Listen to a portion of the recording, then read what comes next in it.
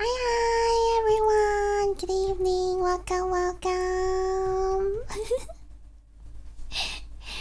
Good evening, good afternoon, good morning everyone! Good time zone everyone! Yeah! Hi! So... Wait. Why is my... It's not repeating.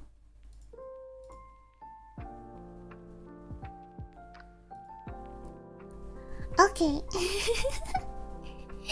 So, yeah, today I'm going to read Creepypasta. Is the background music okay? Actually, I'm not downloading the music. I just find one on internet, on YouTube. And I was like, loop. I put it inside like a playlist and I click loop. It's perfect. Okay. I want to make today's stream relaxing and chilling. Hi everyone, welcome, welcome. Even though it's creepypasta, you can actually treat it as like a storytelling stream. Oh my god, it is blocked. Thank you. Wait, it is I see blocked. the revive spell worked. Very good. Wait, I forgot to turn on my stream label. Hold on. Thank you for the donation. Wait, who sent that? Who sent that? Hold on. One of mine, the smallest monitor of mine is broken, so yep, I only have 2 monitors now. My portable monitor is not here, it's on my piano, so I only have 2 monitors. My own statistics probably young. I'm waiting for my stream lab. I mean stream labels. Is once again alive. Yes, I'm alive again. Thank you, Young. Thank you for the donation. Thank you. It looks super cool looking, right? Boo. Yes. So today we are going to read some creepypasta. And also, if you guys feel like it, we can actually rate it. So you can see, there's like an average rating. The Seer of possibility. Is this made especially for me? Wait, I feel like that. Is it the background music too loud? Yeah, the Seer of possibility. Wait, I have like I have an idea. What if we...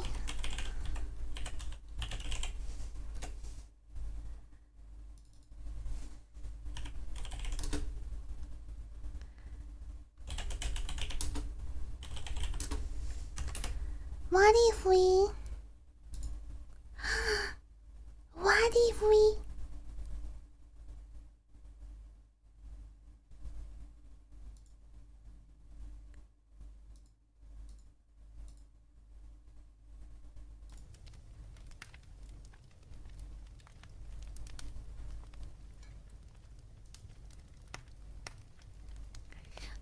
Is it sound good? Does it sound good? Nice timing with the Seer. Yeah, nice timing. Aki cooking, alright? Yes, I'm cooking. Can we get the music and the fire? Okay. Ah! Oh, I'm so sorry for the loud voice. Hold on. I'm coming back.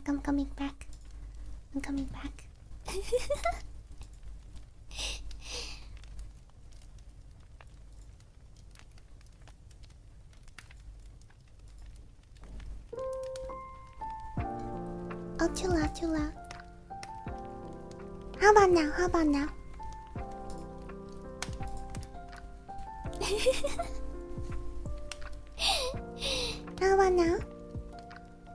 Coffee? Yes, bring your blanket. Bring your earphone, bring your blanket. Yeah. He roasting marshmallow and creepypasta. Yeah, okay, I hope you all like it. It's good. Okay. Grab your phone, grab your earphone, grab your blanket, stay in your bed, and be ready for Akiko's storytelling stream. Yeah. Please let me know if the background music is too loud or anything, okay? Okay, so should we start with the Seer of Possibilities? Seems like this is a faith, you know, this is a faith. That we read this. We didn't tell how long it will take for this story. 19 minutes. 19 minutes of reading. Estimate reading time, 19 minutes. Seer of Possibilities by Thomas... I can't see. Thomas O. 26 minutes of reading. 9.09 out of 10 rating. Yeah. Freddy Fazbear Flush 2. The Five Nights at Freddy's? I know that the new movie is out now, the Five Nights at Freddy's. I want to watch the movie, but I'm not having time for that yet. Okay, are you guys ready to start the story? Are you guys ready for the story?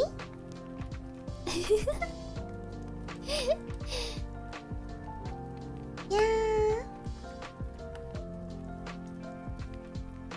Ready?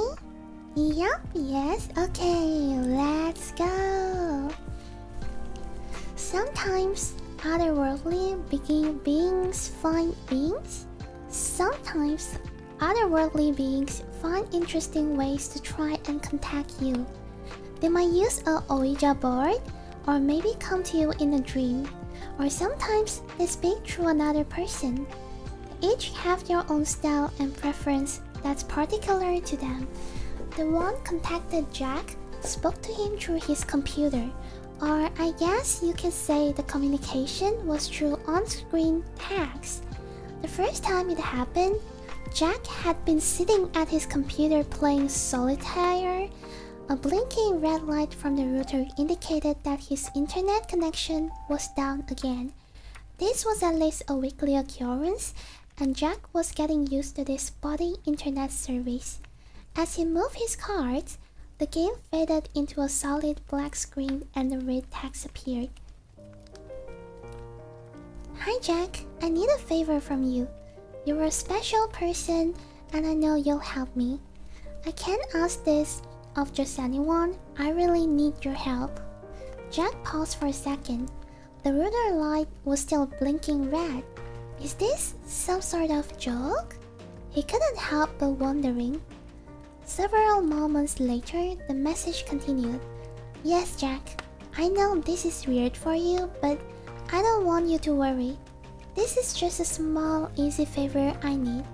I'll make sure you're rewarded. Now, nearly in a panic, Jack reached around and pulled the internet cable completely from the wall. Still there, Jack. I don't want to waste any more of your time, so I'll get right of what I want. Tomorrow when you go to work, I need you to move the large potted plant that's next to the elevator onto the ground. All you have to do is pull it out 3 inches from the wall. If you do it at 8:11 AM, nobody else will be in the area. Jack sat there, refusing to respond, still trying to figure out what was happening. The writing continued. Look, Jack, I'm asking you because I know you'll do it. You won't let me down. You're special. We'll talk tomorrow. Jack pulled the wire cord from the wall and the computer went blank. Did that just happen? He thought. Still shaking from the experience, he took a warm shower and got ready for bed, convincing himself that he'd either had some crazy dream or that this was just some elaborate joke. But who would play that kind of joke on him? He didn't really have friends or enemies. He woke up the next morning feeling refreshed. Work would start at 8:30 a.m. and Jack was never late. He pulled into the parking lot at 10:08 a.m. Normally, he'd just go right in, but the message had told him to move the plant at 8:17 a.m. Was he really going to do it? Overnight, Jack's fear had turned into curiosity. Let's say he moved the plant. He wouldn't be doing anything wrong or illegal, right? In Jack's mind, the most reasonable course of action was to move the plant. He'd do it. Nothing would happen, and he'd be able to put this whole crazy matter behind him. 1 minute before 8:17, Jack left his car and walked toward the building. He entered the foyer at the exact time he was supposed to. The message was right. Nobody else was around. Odd.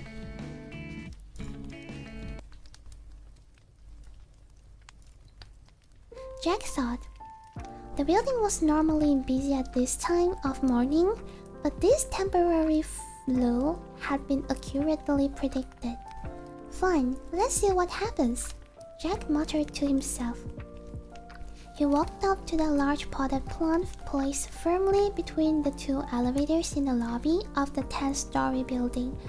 The plant looked like it was fake, a decoration people passed every day without really noticing. It was heavier than Jack realized. He put some might into his effort and pulled the plant out 3 inches to his best estimate. He stood back and looked at the plant, then looked around the lobby. People were coming in behind him now, and the lobby was starting to fill up again. Nobody seemed to notice the plant was in a slightly different location. Nothing seemed different at all. Jack skipped the next elevator and waited for something. But nothing happened. Finally, Jack entered the elevator and made it to his 7th floor cubicle.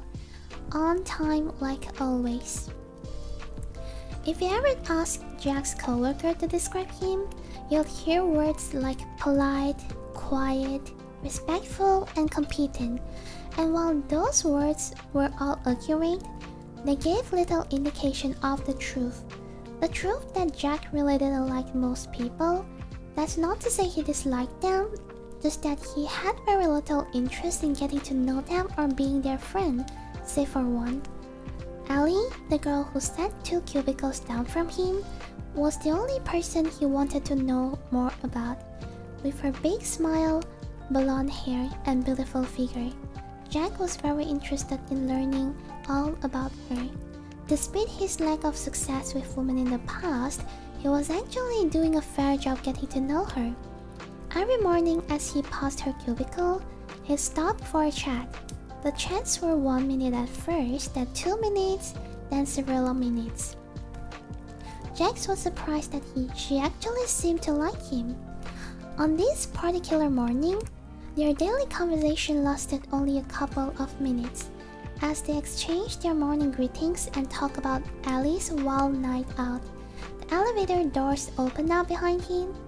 Then, out hobbled James Bentley, the boss of both Jack and Ellie. James' loud complaining could be heard throughout the office. My damn foot! What happened, James? Came the mumble, curious. Is that damn plant they have in the lobby? I ran right into it and twisted my ankle. James, you can barely walk. You need to go to the hospital, came Ellie's concerned reply. Can't do it now. I have meeting all day, too important to cancel. I'll just have to tough it out. Jack, feeling stunned, left Ellie's cubicle mid-conversation and sunk down into his chair. It was his fault, he was sure of it.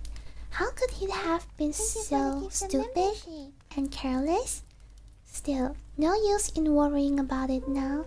A twisted ankle would heal, everything will be alright. Upon his return home, Jack went immediately to his computer and turned it on. As soon as the computer booted up, the screen went black and a new message popped up. Just a quick pause, okay? Thank you for the gift of membership, John. Anyone who get a membership, please say thank you to John. And also, starting now, I will read all the donation at the end of the stream, okay? Let's read the message. Read the creepypasta first, okay? Okay. How's your day, Jack? He sat there, staring at the screen, not knowing how to answer. The message on the screen continued. Actually, I know how your day was, but never let it be said that I'm not polite. You're wondering what's going on. You want to know why James Bentley had to twist his ankle. Well, Jack, this chain of events isn't done playing out. I don't want to tell you too much too soon, but this will all make sense to you in short orders. Just go to work tomorrow like you normally do. Don't worry about a thing, Jack. You'll be rewarded. You're special. Talk to you tomorrow. Jack sat back in his chair. What was going on? Who was sending him messages? Jack's curiosity was fully engaged, and he was almost a bit excited to see what would happen next. The next morning at work started off as any ordinary day. Jack noticed that the plant has been pushed back fully against the wall, probably by the night cleaning crew. James Bentley showed up shortly after lunch, hobbling into the office on his one good foot. Man, this foot is killing me, Jack could overhear him say, but apparently James still had a meeting he didn't want to miss. It wasn't until around 3 o'clock that Jack saw him again. James, who always seemed to prefer Ellie over others, came limping up to her cubicle. Ellie, you're not doing anything right now, are you? No. Nothing that can't wait until tomorrow, I guess. Good. Could you please drive me to see my doctor? I probably should have gone yesterday, but I just couldn't get away. This pain is just killing me right now, and I don't think I can drive myself. I barely made it here this morning, and I don't think I can even push the gas pedal right now. We can take my car if you want. Yeah, that's fine, James. I don't have a problem taking you. Turning to Jack, she said her goodbye. See you tomorrow, Jackie. She put on her coat and slowly followed James as he struggled down the hallway. She gave a half turn and a shrug in Jack's direction with a little smile as she walked away. Jack felt even lonelier than normal when she was gone. It was 10 minutes later that they all heard the crash. It was preceded by the loud horn of an 18-wheeler and screeching brakes. The collision itself was a sickening thought of two large metal objects colliding. Even on the 7th floor, it was loud. The office workers gasped and ran to the windows. Is that James' car? One of them asked. Hard to tell from up here, someone responded. It's so banged up. The horrifying implication of what just happened came to Jack immediately. No, he thought. This can't be true. Shaking all the way, he ran to the elevator and went to the ground floor along with several others from the office. Some of them were crying as they joined the growing crowd around the scene of the accident. Jack could hear the far-off sound of emergency siren. Looking past the gawkers, he could see that the 18-wheeler had hit James' car broadside. Its driver had been thrown out onto the pavement where he lay motionless. James was sitting in the passenger seat of his car, motionless but with a surprised look on his bloody face. Jack couldn't tell if he was alive or dead. The driver's side, where Ellie was seated, has taken the hit. The space she had been occupying had been compacted to a third of its original size. Ellie's head was smashed open and her twisted body was broken and battered. The crowd was stunned. Tears, screams, sirens, that was all Jack could hear. Without going back inside the building, Jack ran to his car and drove home, angry and sad. He made the journey home and to his computer. There the machine sat.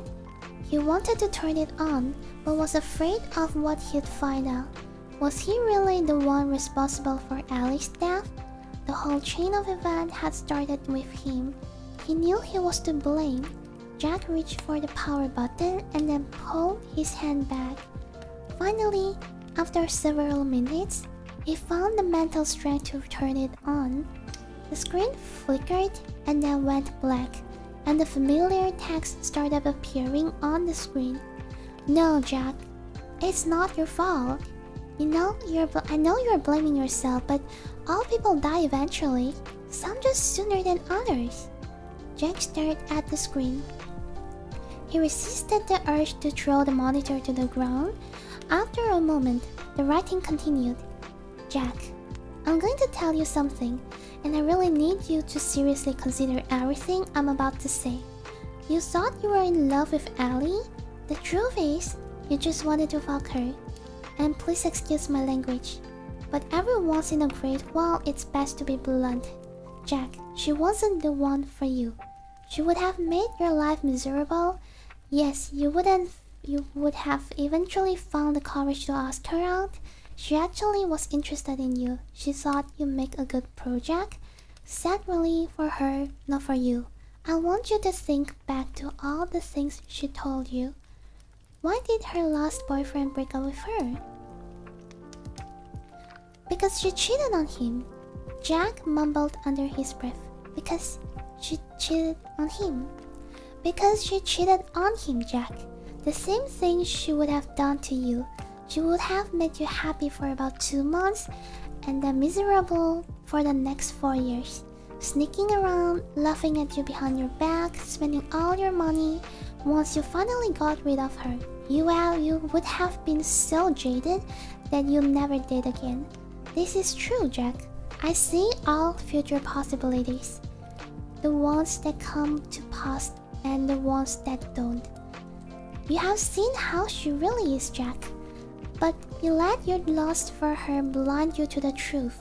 Together, you and I have made sure you avoided that path. One more thing, Jack. This isn't done playing out yet. There's more to come. No, fuck you. You killed her. Jack screamed and threw the monitor from the desk. It landed on the floor and sparkled out.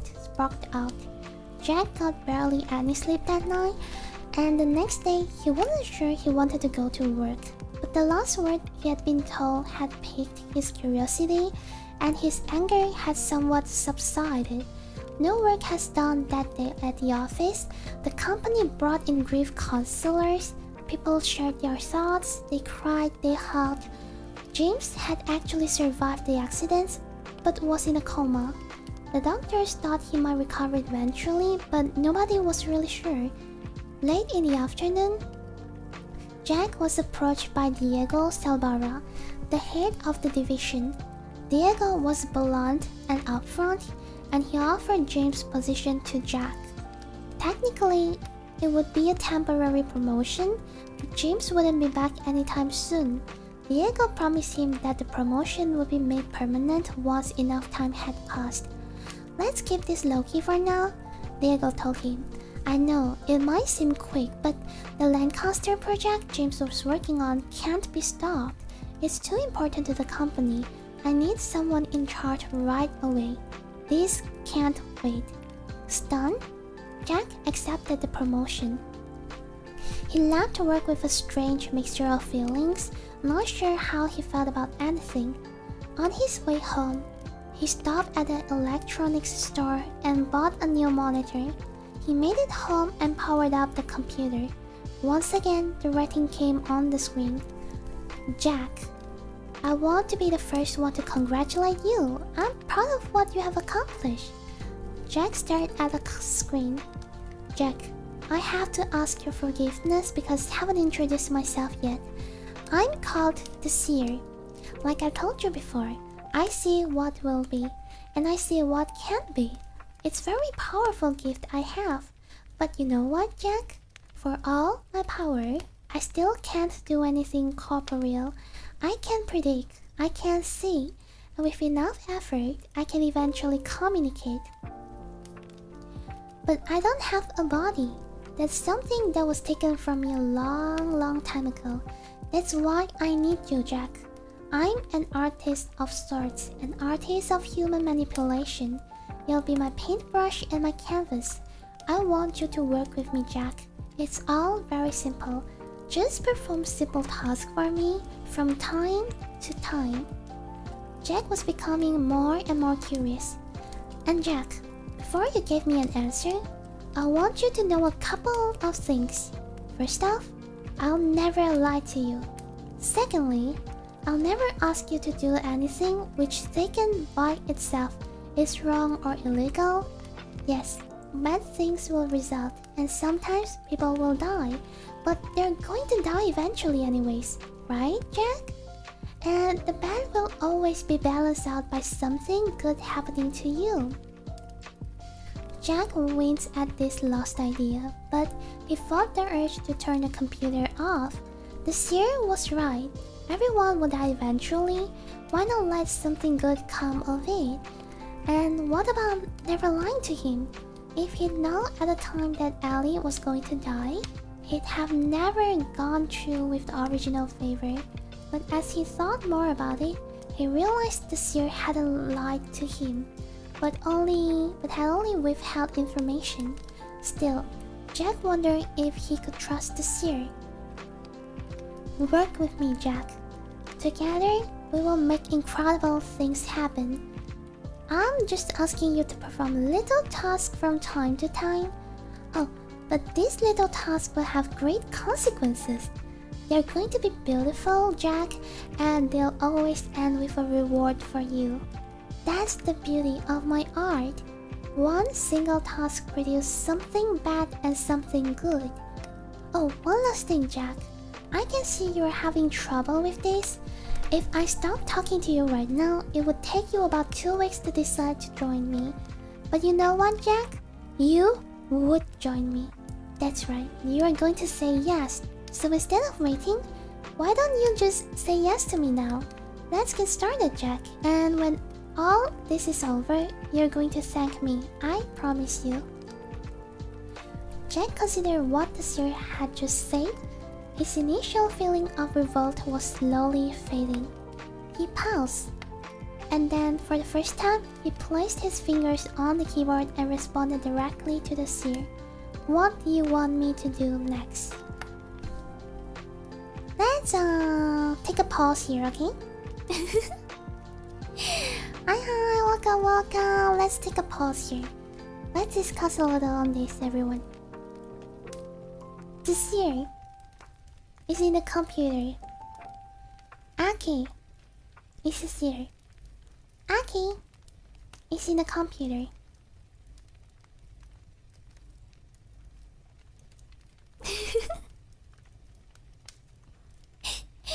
Hi everyone. Hi.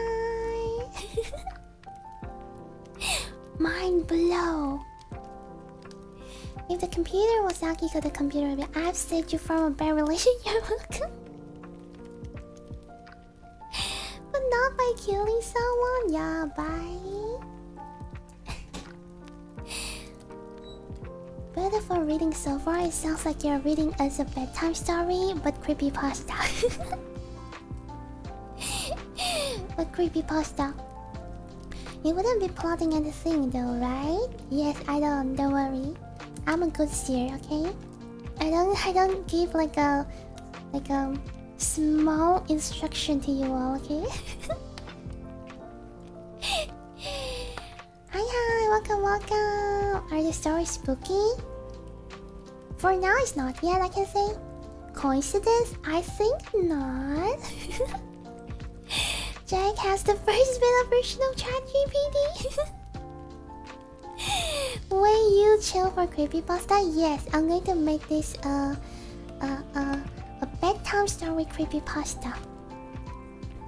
Yeah, local number? Too bad I don't know. Akiko computer ending prediction with you're welcome, like you normally do. And the zero of the story. Okay, let's continue, okay? Let's continue. We still have like half to go. As years passed, Jack did every favor the Seer asked of him. And as the Seer had promised, Jack was rewarded for his action each time. The rewards often came in an unexpected and interesting way. One of the more memorable experiences for Jack happened about 2 years after he agreed to help the Seer.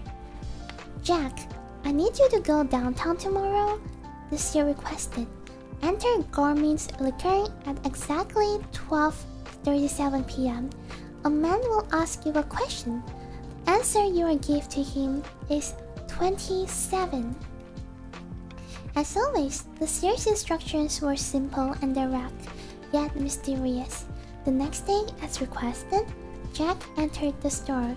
In front of him, a burly construction worker was at the counter filling out a lottery play slip.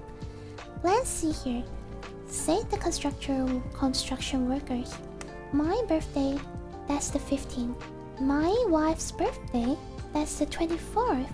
My kid's age, 2, 10, and 13. The man scratches his head and looks around, zeroing it on Jack. "Hey buddy, I need another number. You got one for me?" Jack smiled. 27. "Really? I was thinking about playing 35, but you know what? I think your face. I like your face. Let's go with 27. With that, the man completed his slip and paid for his lottery ticket. "See ya, pal," he said happily, and he patted Jack on the shoulder on his way out the door.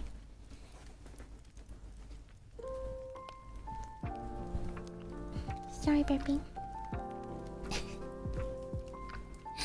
Jack tried not to put any more thought into what would happen to this man. "Just let these things play out, Jack. You'll never guess how things end up, so just let yourself be surprised," the Seer had advised him. Still, it was impossible not to wonder about these things from time to time. He knew, considering the way the Seer worked, there was no way possible that he'd actually help this man by giving him a losing lottery number. That was too simple for the Seer, and he couldn't imagine he'd actually given him a winning number.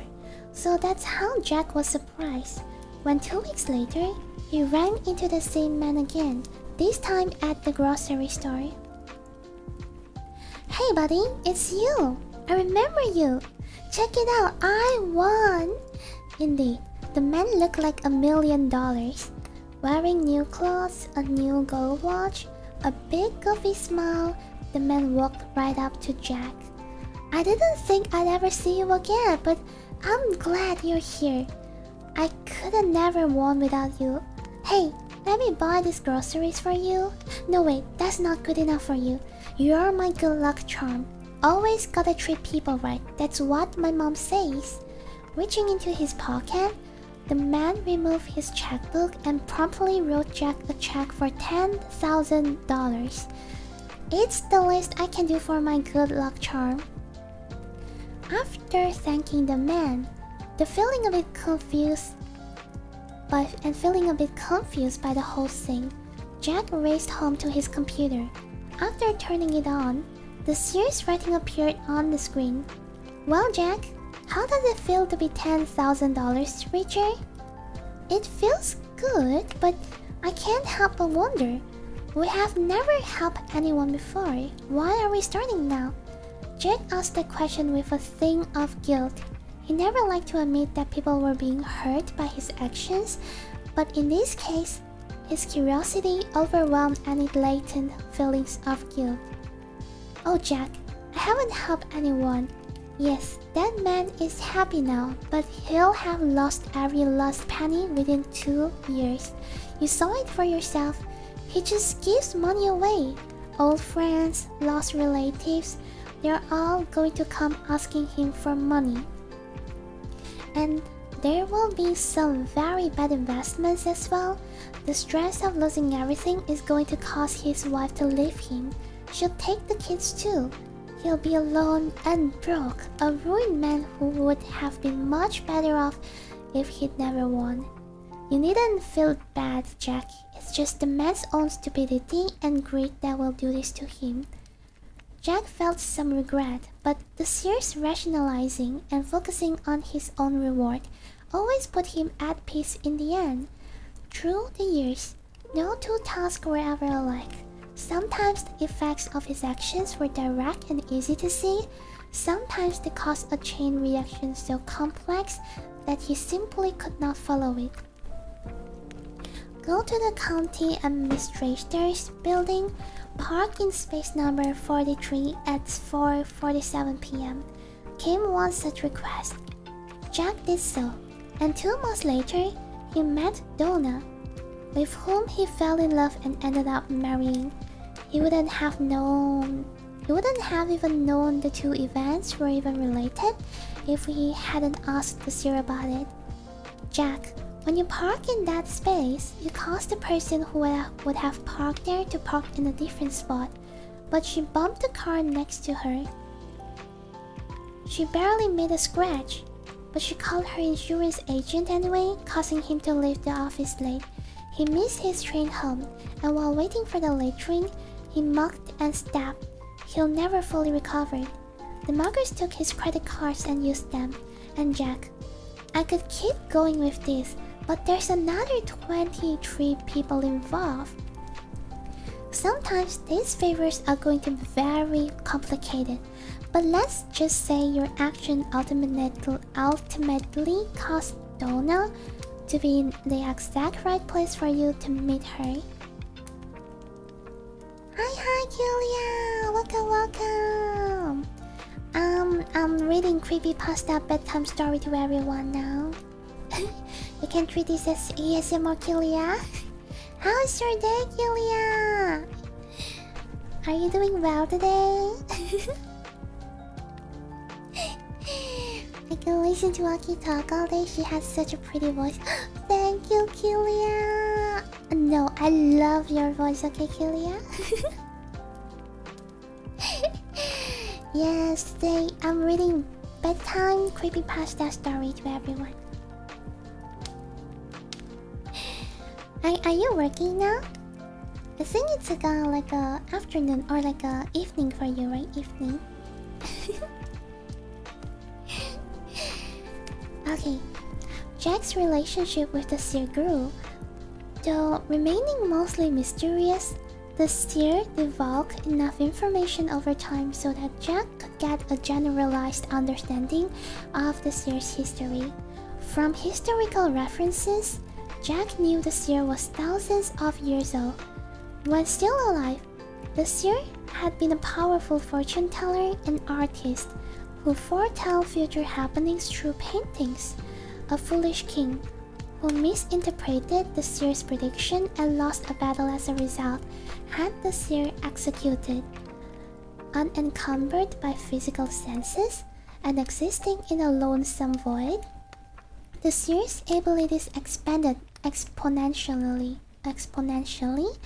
finally learning to communicate with the living. The Seer began reaching out to those who would respond, including Jack, and of course, the Seer knew everything about Jack. In all, it was as much of a friendship as one can have with a dead person. And Jack was grateful to the Seer too. He had a nice job, a nice house, a beautiful wife, and people respected him. He was happy, which is something he never really felt before the Seer contacted him.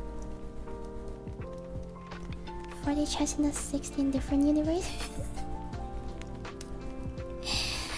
My day is better now. I get to watch you. I am in an idol meeting. I hope you have a great idol meeting, Julia. a great idol meeting. No stop in the between.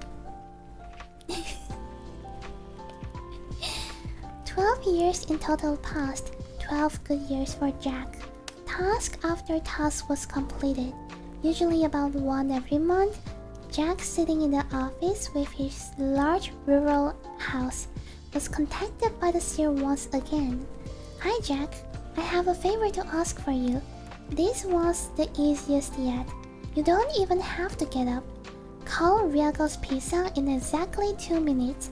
Let the phone ring 3 times, then you hang up. Jack smiled. Nice and easy. He no longer wondered about how this task would play out. He trusted the seer and simply did as he was told. Jack made the call exactly 2 minutes later. The quietness of the household was broken 30 minutes later by the ringing doorbell. That's odd, Jack thought. Neither he nor Donna were expecting anyone.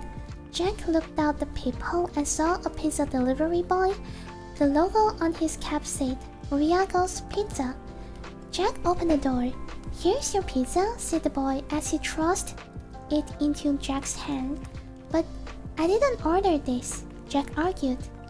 Look, I don't give a damn if you ordered it or not. Mr. Riago told me to take it here, so that's what I'm doing, the delivery boy argued as he looked increasingly annoyed and spat in the bushes. Jack looked at the boy in front of him.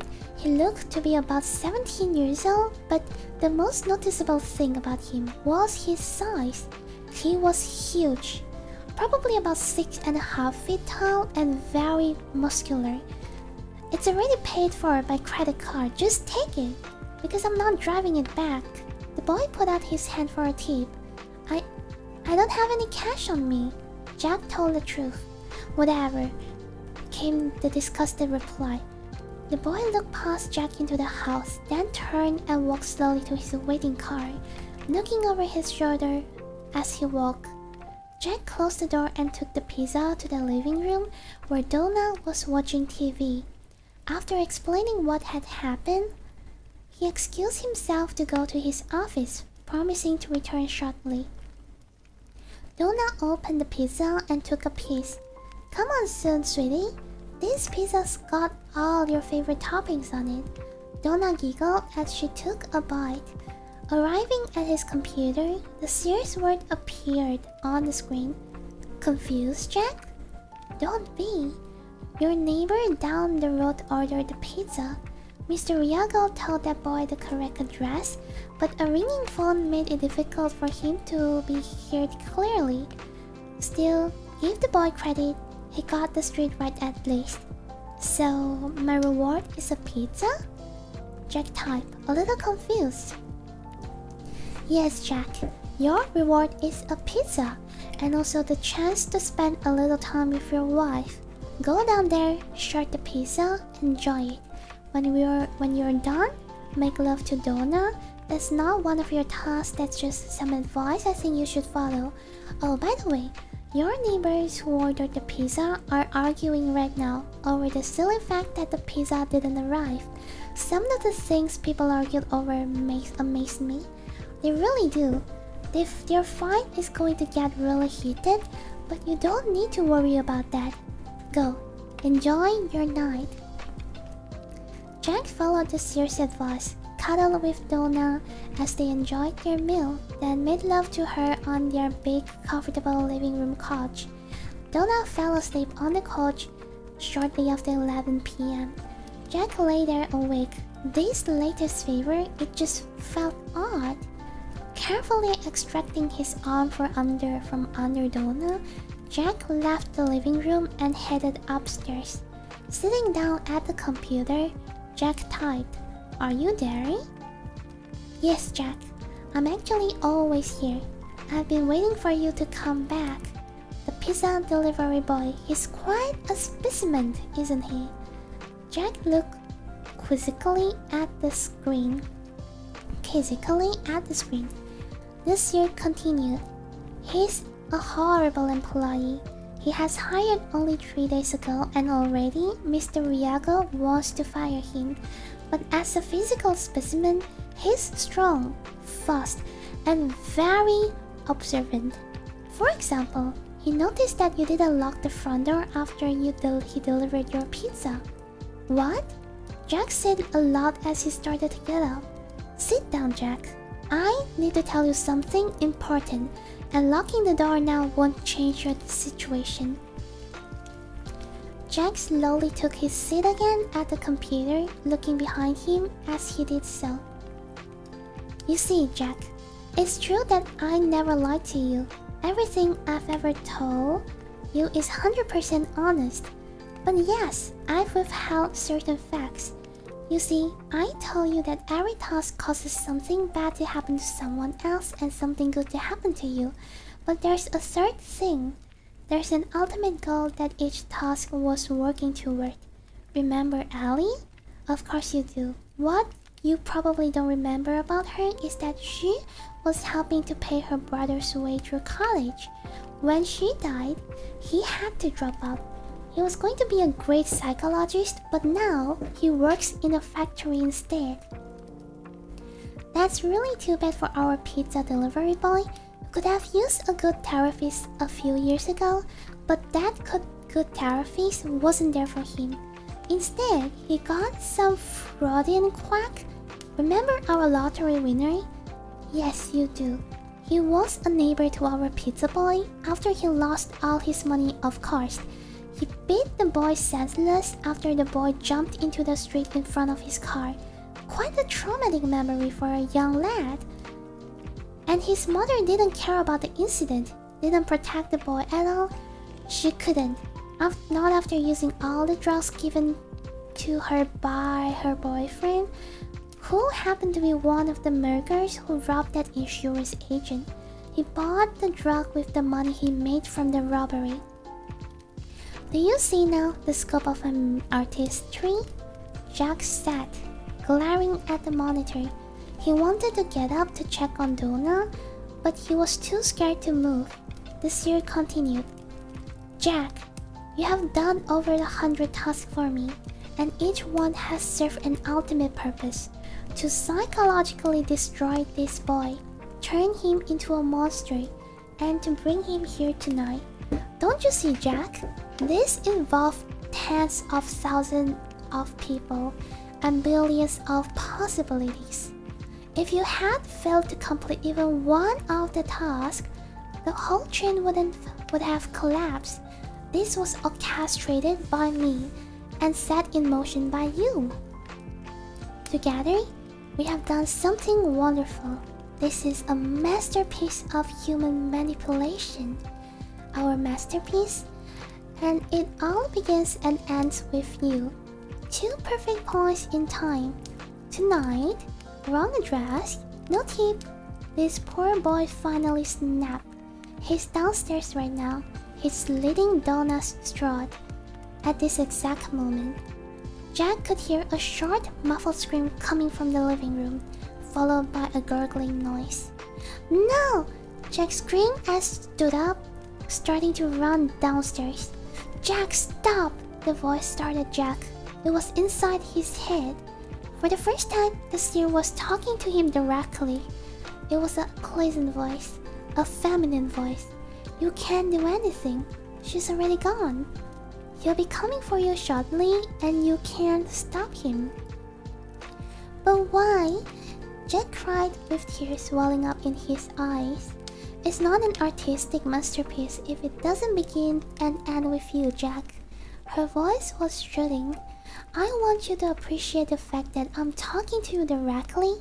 This requires all of my energy, and as a result, I'll have to rest for several years before I can contact anyone again. That's how special you are to me. Please don't feel bad about this, Jack. I want you to take a moment and enjoy our accomplishment as much as I do. The voice paused briefly and then continued. Do you know that? Do you know what, Jack? If I never contacted you, you would have lived for 85 years. 85 boring, meaningless, and bitter years. And when you died, nobody would have been at your funeral. I gave you 12 great and meaningful life years. You were happy, and together we did something beautiful, something unique. Jack paused a minute unconsidered. His 12 years of happiness and his tears of sorrow mixed with tears of joy. He turned and looked at the computer, while behind him, the massive hulk of the demented delivery boy appeared in the doorway, a bloody knife in his left hand. On the screen, the last words from the Seer appeared. Don't you have something to say to me, Jack? Jack wiped his tears and absorb everything the seer had just told him. As the hound started stepping closer to him, Jack State mouthed his final words. Thank you.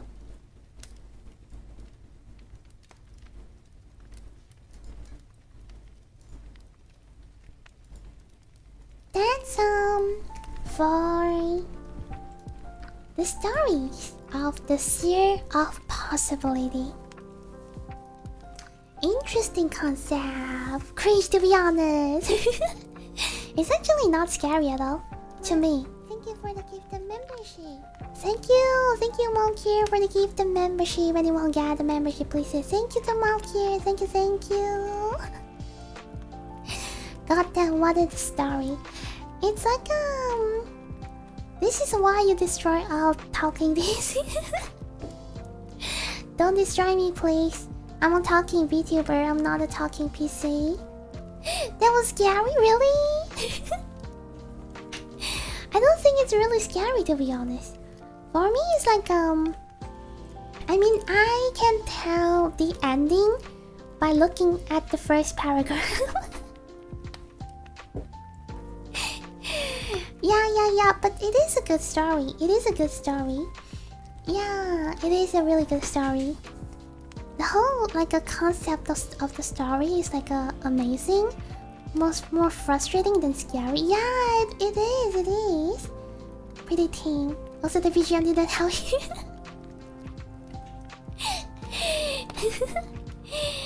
That's what a PC would say, Aki. I'm a VTuber, I'm not a PC. About to go destroy Syria and Alexander, right? Delete them! Let them kill them! No. Yeah. I don't have Siri. I don't have neither Siri nor Alexa, so I'm good. Yeah. I can bring a Siri right there. Give Siri a good whack for me. I guess better 12 wonderful years than 80 mediocre ones. I will try to work for wonderful years by myself, you know. So I can have like 80 wonderful years. Always destroy Siri and Alexa when I hear that. I randomly come on at my sister's house. I want to leave the room listening at all times.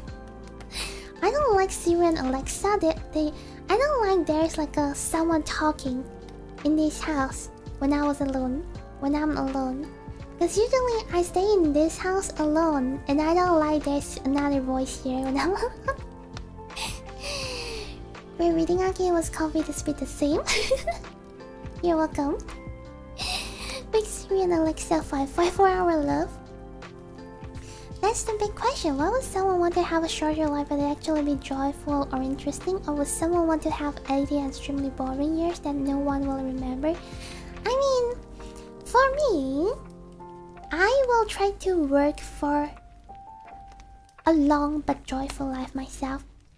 I don't want to depend on the others, you know? Like Jack, he depends on the Seer to get a joyful life. But you actually have another option, right? It's not that you only have to like rely on the Seer and get 12 joyful life, or just not rely the Seer and get 80 extremely boring life. You can try by doing yourself to get an 80 joyful years, right? Yeah, right? I mean, a lot of things you can get it by hard working. Not the hard, like try, you can try to change your life. Definitely shorter. This is almost like the immortal question you brought up in the previous stream, but in human years, immortality isn't always what it is cracked up to be. It can be very sad or lonely. I agree, my happiness is my response. Right, I always take my happiness the first thing, the first place. Jack didn't do anything on his own. He was straight up controlled for those. Yeah, right, you can call it living. Yeah, good story and great storytelling. I guess, thank you. I almost jump scared on Windows notification. silent your phone so you don't get, jump scared. The only voice in my house other than mine are those is talking in my head. And also me. Groovin' me. Oyasumi. Oh, good night. Have a nice rest. Work so you're satisfied with your life, right? Life is what you make it. Everyone should be willing to try something new and push themselves. If someone isn't happy with the way things are, yeah, change it without fear.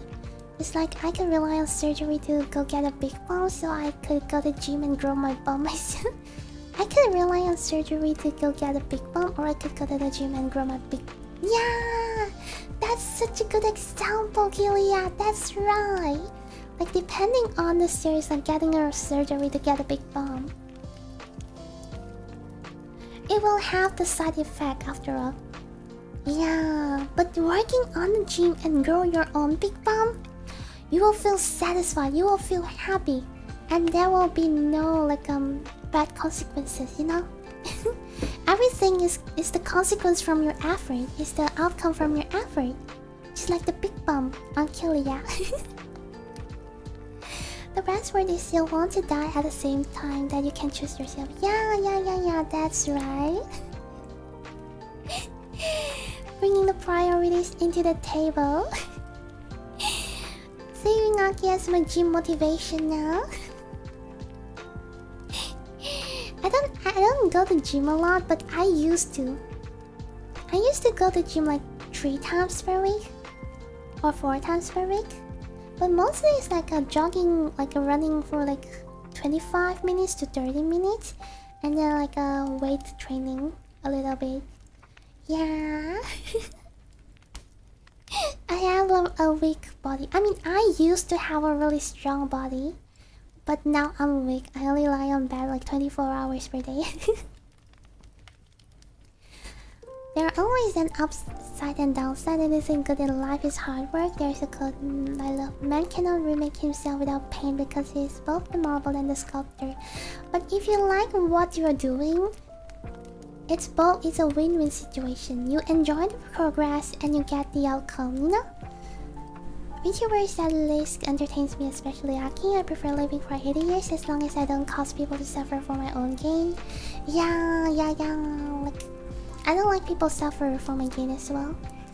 2 times experience for burn grow.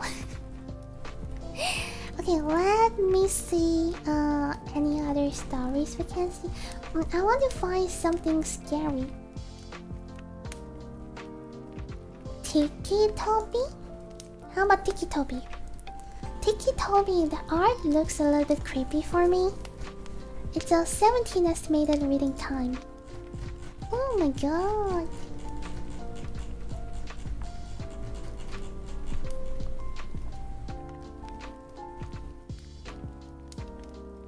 Oh, this is still my favorite. Okay, let's go for Tiki Taco. Tiki Toby, not Tiki Taco. Tiki Toby. Yeah, lying on your bed is hard work. You're working on your I'm doing the yoga. The 3rd line, last pose. Yeah, have some scares. Yeah.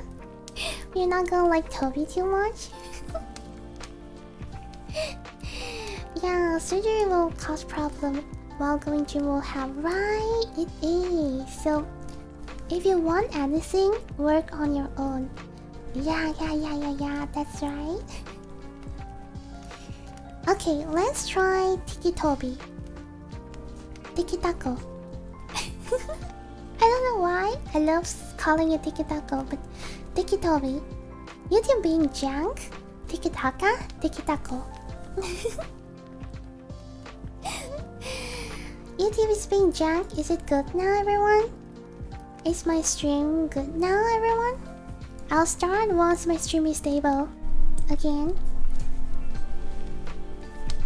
America bros, we are losing right now. Oh my god, losing sun right now.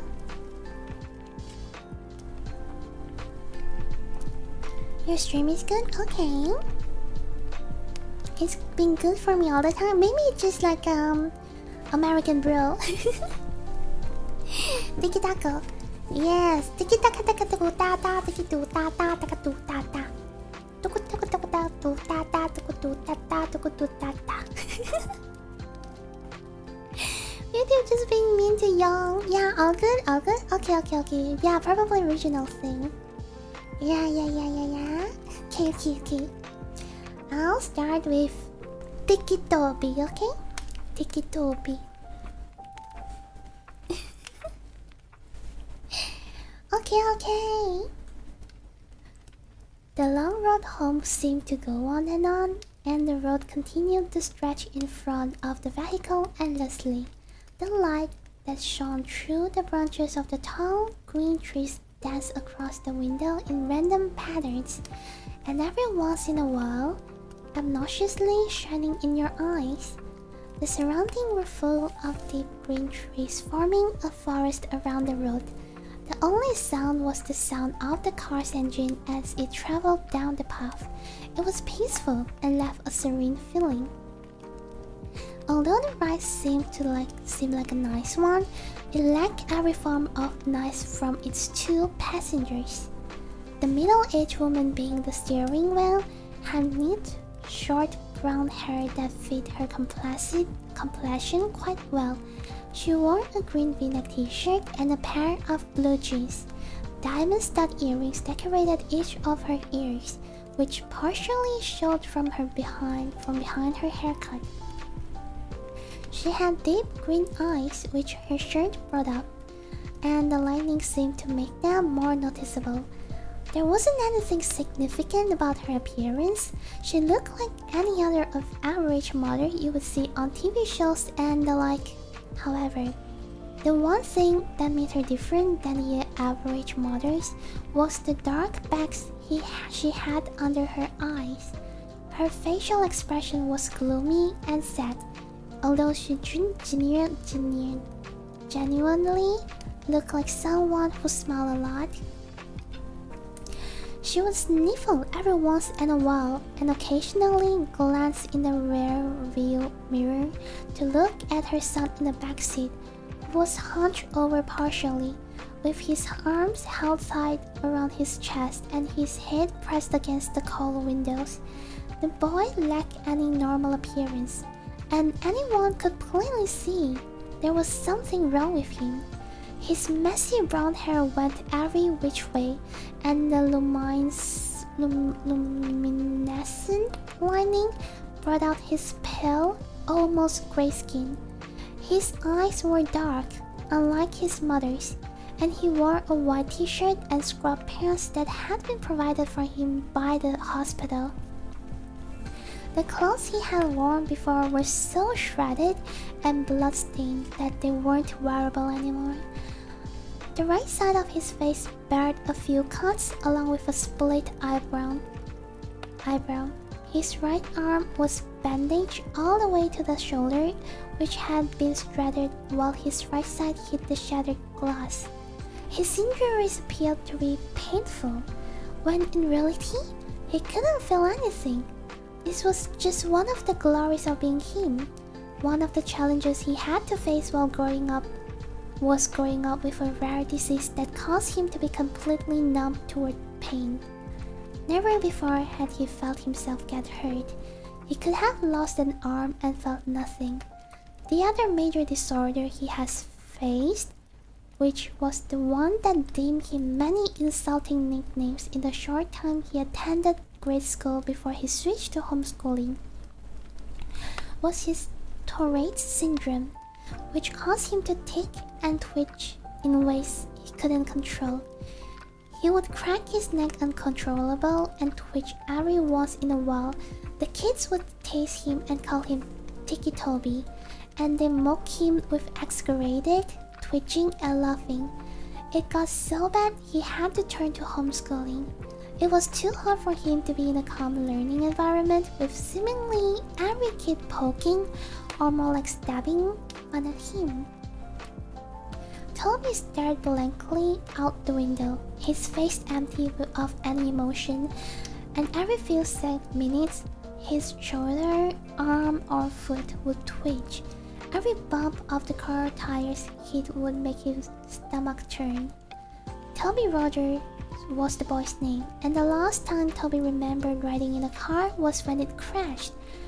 That's all he thought about, unconsciously replaying everything he remembered before he blacked out over and over again. Toby had been the lucky one.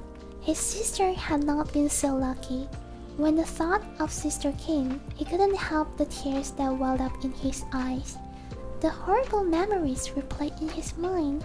Her screaming that had cut off when the front of the car was smashing. It all went blank for a moment before Toby opened his eyes to see his sister's body.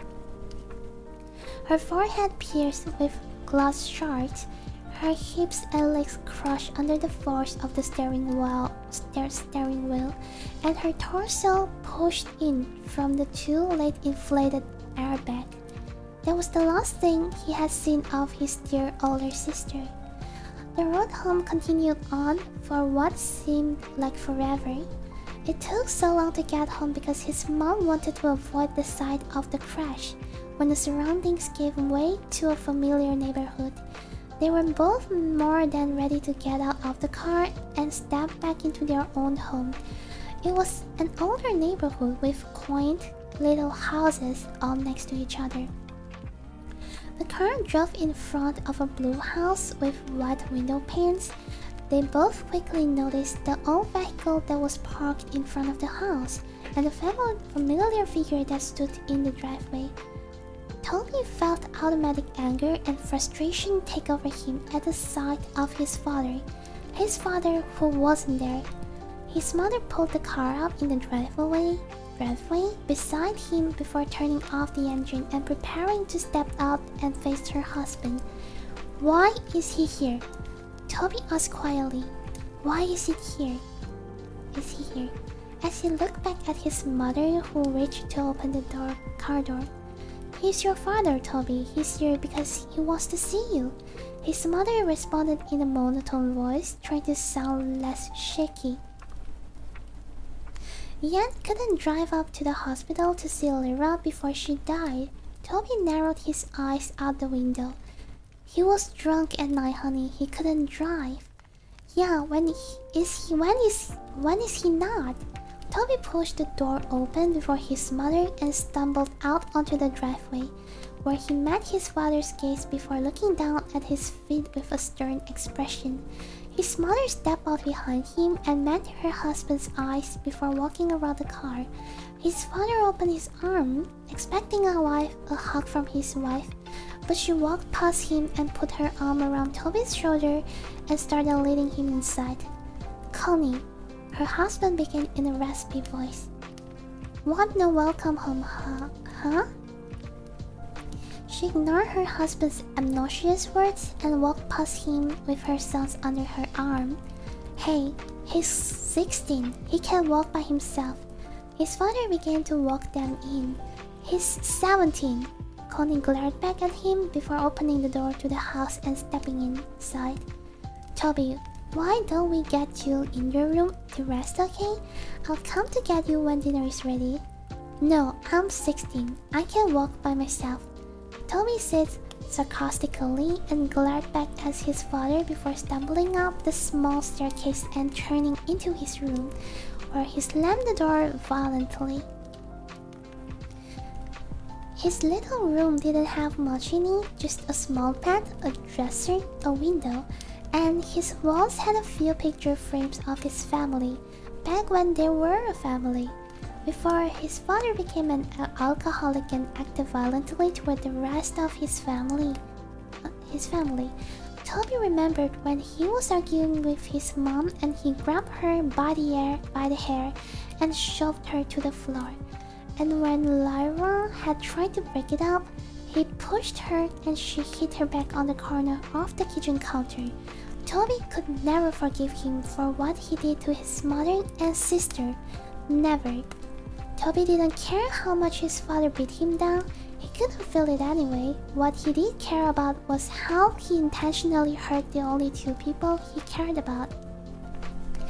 And when he was waiting in the hospital where his sister took her last breaths, the only one who didn't rush there was his dad. Toby Toby stood by the window and looked out at the street. He could have sworn he saw something out at of the corner of his eyes, but quickly blamed it on the meds he was on. The dinner time had come and his mother called up to him.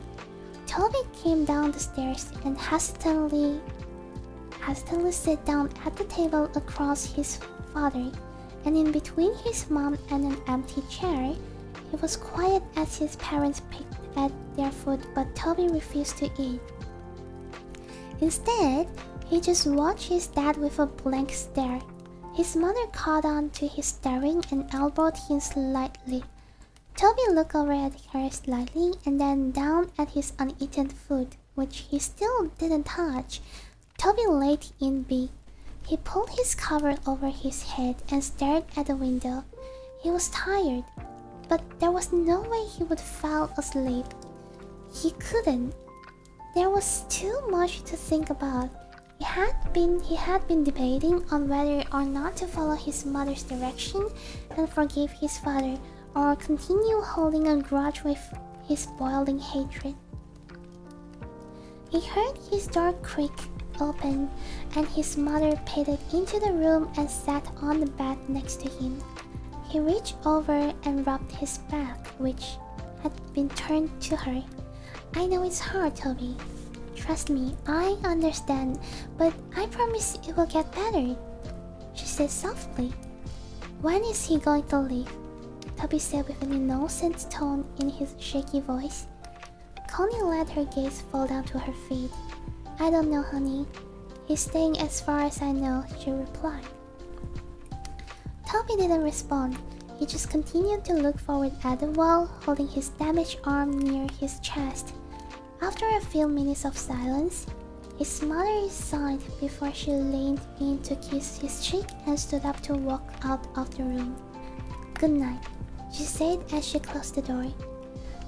The hours passed slowly and Toby couldn't quit tossing and turning.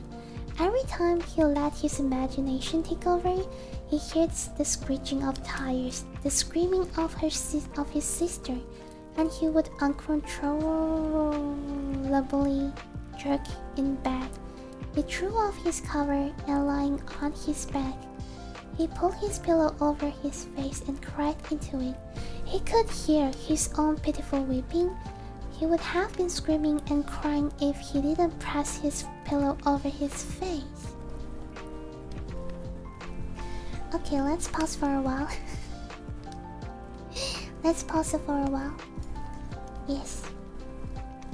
A bit tired. A bit tired. Yeah. How, so far, what do you guys think about this story? Thank you. Enjoy your sushi.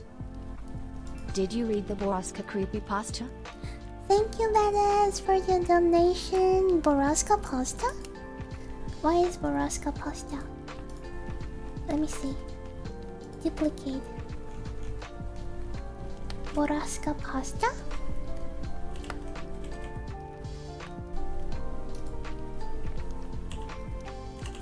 But I can't find.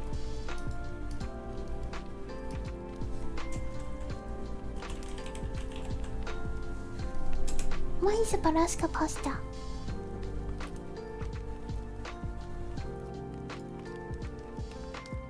Boroska pasta.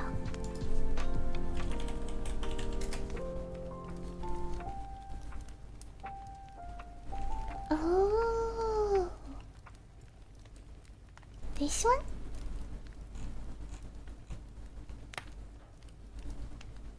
This?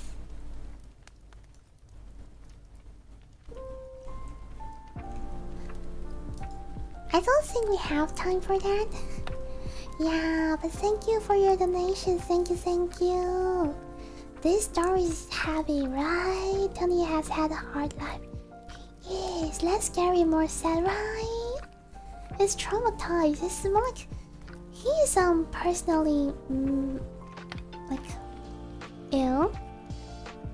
He has some syndrome, and he's like facing so many bad things in his life.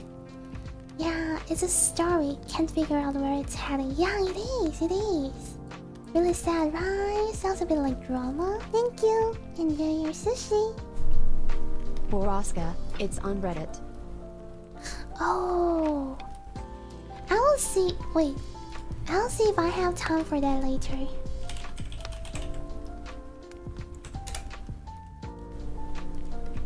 I'll see if I have time for that later. Yeah. I'll finish the Tiki Toby first. I almost said Tiki Taco. Tiki Taco. Tiki Toby.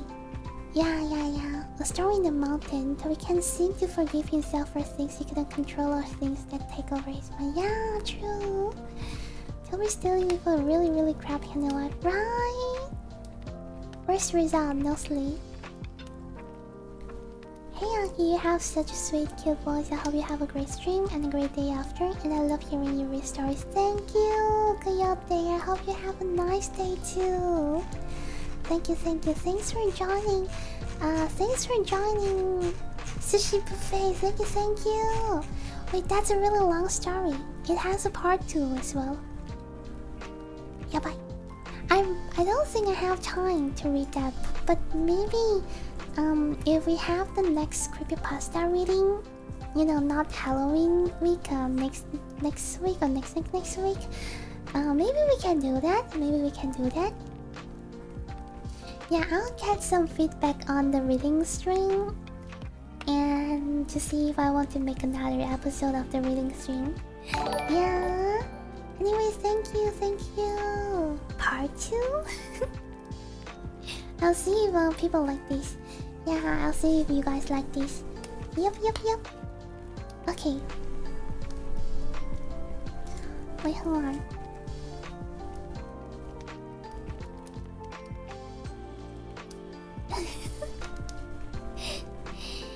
Yeah.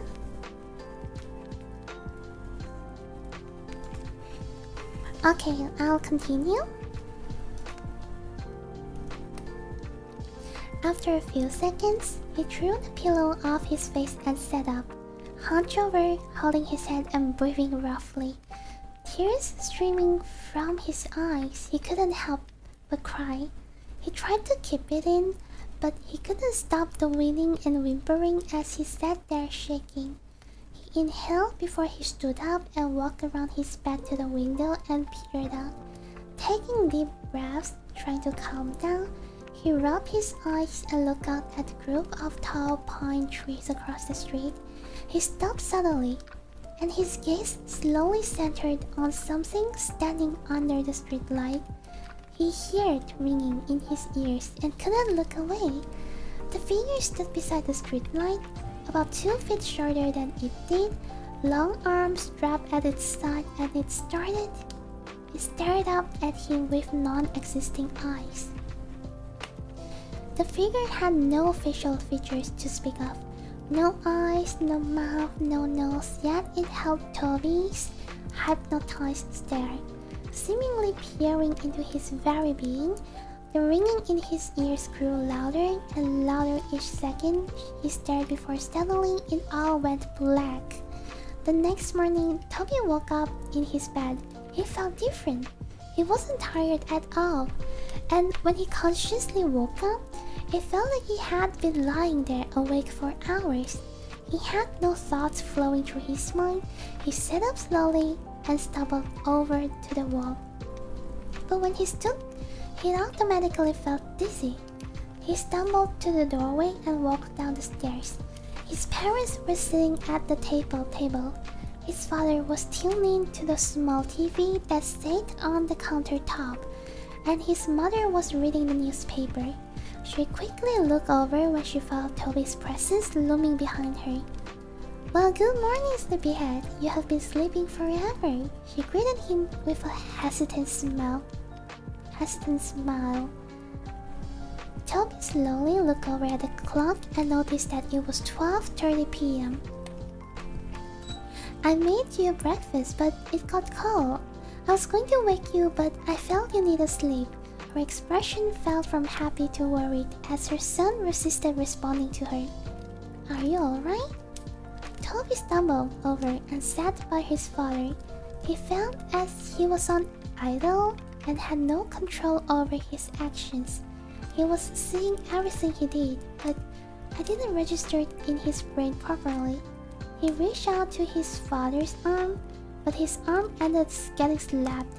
His father turned to him abruptly and pushed his chair over with his foot. "Don't touch me, boy," he yelled. His mother stood up. "Alright, know that up. This is the last thing we need." The days went by, the things continued on as they were.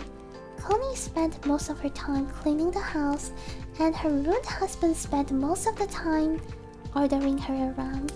It was just like how it used to be before the crash. Toby never really left his room. He would sit by his bed and tremble. His mind would wander, but his thoughts changed too fast to remember.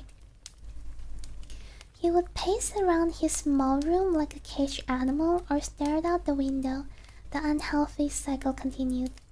Connie continued to be pushed around by her husband, being way too submissive to him, and Toby remained in his room. Before he could think twice, he would begin to chill his hands, tearing the flesh from his fingers. He would gnaw his hands until they bled. When his mother walked in and on him while he was doing so, he reacted horribly. He rushed him downstairs and grabbed the first aid kit, wrapping his hands in bandages. Afterwards, she demanded that he would have leave her side again. Toby isolated himself so much that he grew to hate being around others. His memory grew glitchy as well. He started missing memory of minutes, hours, days, and so on. He would begin talking nonsense about things completely unrelated to the conversation he would have. He'd go off about saying things, sharks in the sink as he washed the dishes, hearing crickets in his pillow, and seeing ghosts outside his bedroom windows. His mother grew so anxious about his mental health that she decided it would be good for him to talk to a professional about what he was feeling. Connie walked Toby into the building, holding his hand and guiding him in. She walked up to the front desk and began talking to the lady who sat behind. Mrs. Rogers?" the ladies asked. "Yes, that's me," Connie nodded. "We are here to see Dr. Oliver. I'm here with Toby Rogers." "Yes, right this way." The lady stood and led them down a long hallway. Toby looked at the framed artwork down the hall and tuned in to the sound of the lady's high heels on the hardwood floor. She opened the door to a room with a table and 2 chairs. "If we can get him to sit in here for a few minutes, I'll get the doctor." She smiled and held the door open. Toby stumbled into the room and sat down at the table. He looked over at his mother and the lady before the door slowly shut behind them. He looked around the room before he held up his tightly bandaged hands and began to bite at the bandages to unwrap his hands. But he was interrupted as the door swung open and a young lady in a black and spotted dress with light blonde hair stepped in, holding a clipboard and a pen. "Toby?" she asked with a smile. Toby looked up at her and nodded. "Nice to meet you, Toby. My name is Dr. Oliver." She put her hand out for him and to shake but hastily pulled away when she noticed his bandaged hands. "Oh!" She smiled nervously before clearing her throat and sitting in the chair across the table from him. "So, I'm going to ask you a few questions. Try to answer them as honestly as possible, okay?" She placed her clipboard down on the table. Toby nodded slowly and held his restrained hands in his lap. "How old are you, Toby?" 17, he responded quietly. She wrote them down on the paper that was clipped to the clipboard. "What is your full name?" "Toby Aaron Rogers." "What is your birthday?" "April 28. "What is your immediate family?" Toby paused for a minute before answering her question. "My mom, my dad, and he stopped. Huh? My sister. I heard about your sister, dear. I'm really sorry. Her expression faded into a sad, pity-filled look. Toby nodded. Do you remember anything from the crash, Toby? Toby looked away from her. His mind went blank for a moment. He looked down at his lap, and in the surrounding area, he felt a faint ringing sound. His eyes widened and he froze in place. Toby? The counselor asked. Toby, are you listening? Toby felt a shiver go down his spine until he froze once again and slowly looked over out the little window through the door, where he saw it, a dark, featureless figure peering in at him. He started, eyes widened, the ringing growing louder and louder, until suddenly the loud voice of the counselor broke his trance. Toby! She yelled.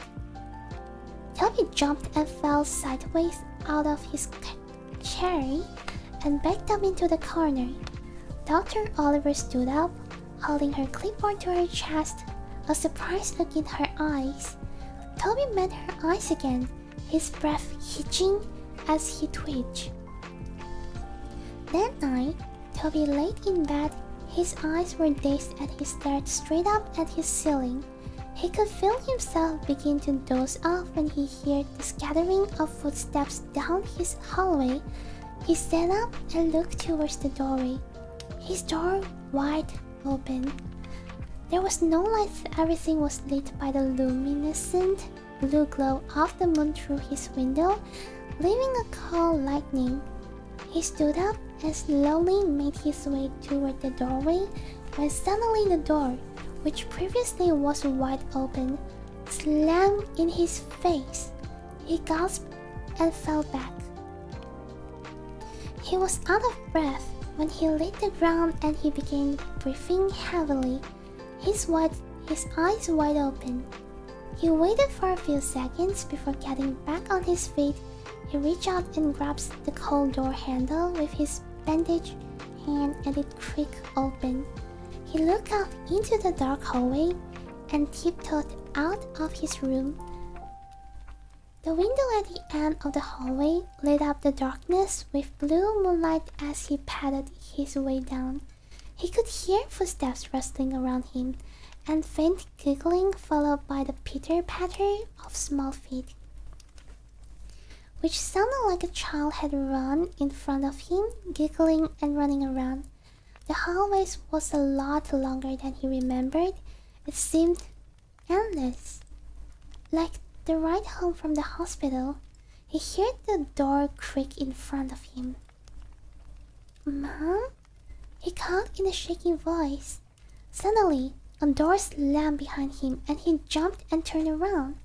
Behind him, he heard a long, eerie groan that sounded like a croak right in his ear. He turned around as fast as he could and was suddenly face to face with none other than his dead sister. Her eyes were clouded white, her pale skin, and the right of her jaw dangling there by tissue and muscle, glass protruding from her forehead, black blood leaking down her face, her blonde hair pulled up in a ponytail as it always was, and she was wearing her grey t-shirt and athlete shorts, which were dirty and spotted with blood. Her legs were bent in ways they shouldn't be. She stood emitting a long croaking noise only an inch away from Toby's face. Toby yelped and fell back. Ah! He started to crawl backward away from her, but he was unable to break the eye contact he held with her blank, dead eyes. He dragged himself backward until he backed up into something. He stopped for a second. Everything was dead silent except for his heavy breathing and crying. He slowly looked up to meet the blank face of a tall, dark figure, the same figure that stood over him now. Behind the tall, dark mass were rows of children looking to range from 3 to 10 years old. Their eyes completely black and dark black blood leaked from their eye sockets. He screamed and stood up as fast as he could, only to be tripped by dark black tendrils that wrapped around his ankles. He fell straight on his stomach and got the wind knocked out of him. He tried to scream, but he couldn't make a sound. He wheezed out before it all went black. Toby woke with a start. He screamed out and sat up as fast as he could, completely short of breath. He wheezed out and held his chest with his bandaged hands. It was just a dream. Just a dream. He lay back down on his bed and rolled over on his side. It felt like against weight had been lifted off his chest as he took a deep breath. He stood up and padded over to his windows. He saw nothing. Nobody was out there. No ghost, no figure, nothing.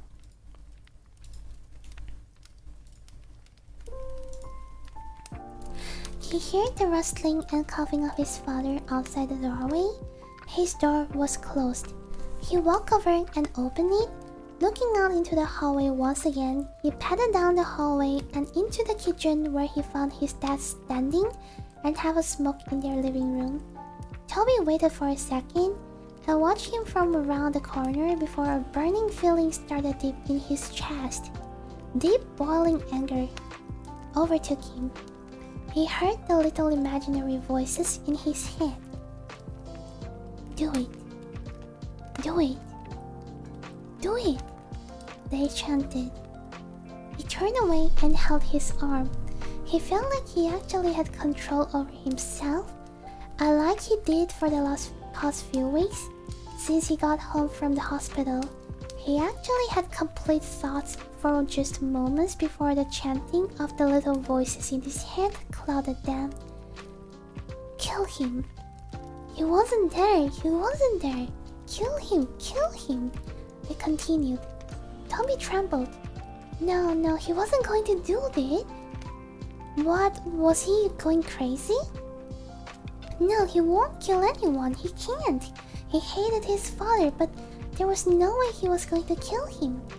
That was it. The last thought he had before he fell into an idle state once again. The influence of the voices in his head was way too much. He began to silently walk up behind his father. He reached over the counter to the knife in the case. He gripped it in his hand. He felt the sensation taken over his chest. He let out a snickers. He began laughing so hard he had to gasp for breath. His father turned around abruptly before he felt a brute force shove him to the floor. He grunted as the air was knocked out of him. What? He looked up at the boy who stood over him, grasping the kitchen knife in his hand. Toby, what are you doing? He went to sit up and put his arm out in front of him in defense, but before he knew it, Toby was on top of him. He went to grab his neck, but his father reached out and blocked his hand by grabbing onto his wrist. Stop! Get off of me, you little fucker! He yelled, and with his other hand, he threw an off-center punch toward Toby's shoulder. But he didn't stop. The look in Toby's eyes was not sane. It looked as if a demon had taken control of him. He yelled back and went to snap the knife into his father's chest, but his father blocked him and grabbed onto his wrist again. He went to shove him back, but Toby kicked his feet out in front of him and landed a hard blow straight to his father's face. His father recoiled and pulled his arms away to cuff his face, but Toby got back up and drove the knife straight into his shoulder. His father let out a loud cry and went to pull the knife out, but before he could, Toby threw his fist straight into his face. He began to pound his fist into his head, laughing and wheezing. He cracked his neck and grabbed the knife and ripped it out of his father's shoulder. He drove it deep into his dad's chest and repeatedly stabbed into his torso. blood spilling out and getting splattered everywhere. He didn't stop until his father's body went still. He threw the knife over to the side and leaned over his body, coughing and panting. He stared at his father's smashing face and sat there twitching until a loud scream broke the silence. He looked over to see his mother standing a few feet away, covering her mouth, tears streaming down her face. "Toby!" she screamed. "Why did you do that?" she cried. "Why?" she screamed. Toby stood up and began to back away from his father's bloody corpse. He began to back out of the kitchen. He looked down at the blood-soaked bandages on his hands and looked up at his mother's one last before. He turned and ran away from the house. He ran into the garage and slammed his hand against the control panel on the wall and pushed the button to open the garage door. Before he ran out, he noticed his father's hatchets, which had been hanging on the tool rack above a table full of jars filled to the brim with old rusted nails and screws. One of the hatchets was new. It had a bright orange handle and a shiny blade, and the other was old with a wooden handle and an old steel blade. He grabbed both and looked down at the table, and he saw a box of matches. And under the table was a red gasoline tank. He held both of the hatchet in one hand and grabbed the matches and gasoline before running out of the garage, down the driveway and up the street. As he approached the streetlight that he could see out of his bedroom window, he heard police sirens in the distance. He turned around and the red and blue flashing light came rushing down the street. Tommy stood for a second before he pulled open the cap on the gasoline tank and ran down the street, spilling gasoline all over the street after him. He turned and ran into the trees. He poured the last bit of gasoline out before he reached into his pocket and pulled out a match. He struck it against the box and immediately dropped it. In an instant, flames burst around him. The fire caught on the trees and bushes around him before he knew it. He was surrounded by fire. The silhouette of police cars were visible through the flames as he backed away into the forest around him. He looked around, but his vision was blurred. His heart was pounding, and he closed his eyes for a moment. This was it. This was the end. Toby felt a hand on his shoulder. He opened his eyes and looked over to see a large white hand with long, bony fingers resting on his shoulder. He followed the arm that was attached to the hand up to a dark, towering figure. It appeared to be wearing a dark black suit, and his face was completely blank. He towered over Toby's small frame as he looked down on him. Tendrils reached out from his back. Before Toby knew it, his vision blurred and he heard the sound of ringing in his ears. Everything went blank. That was it. That was the end. That was how Toby Rogers died.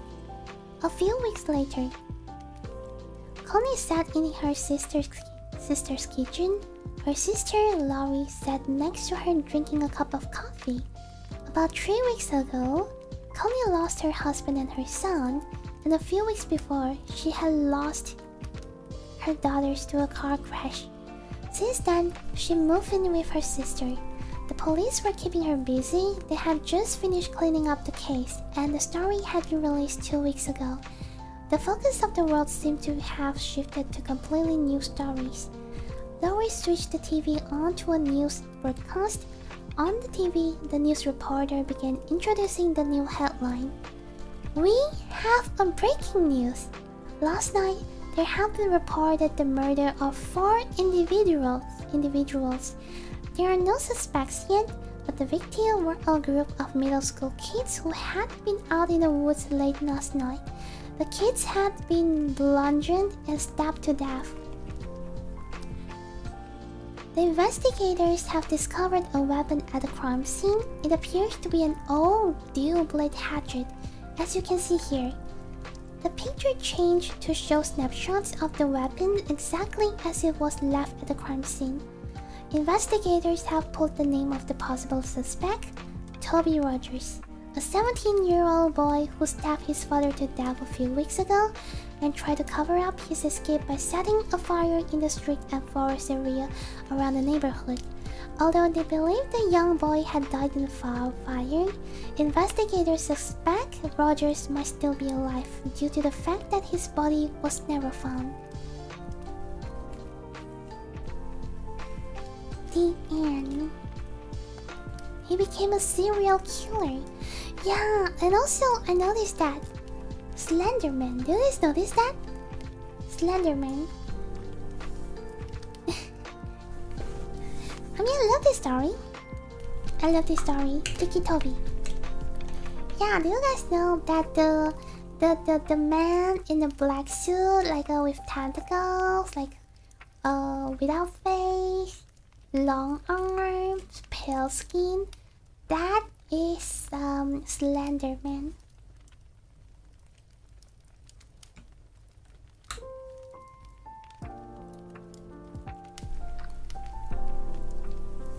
Also, the ringing sound he heard is actually the Slenderman. When Slenderman is close to you, you will hear the like ringing sound, like tss, tss, ringing sound. Yeah, Slenderman. This is a Slenderman story. I'm not sure about that, but the monster, the ghost or monster appear in this story is pretty much clear that it is Slenderman.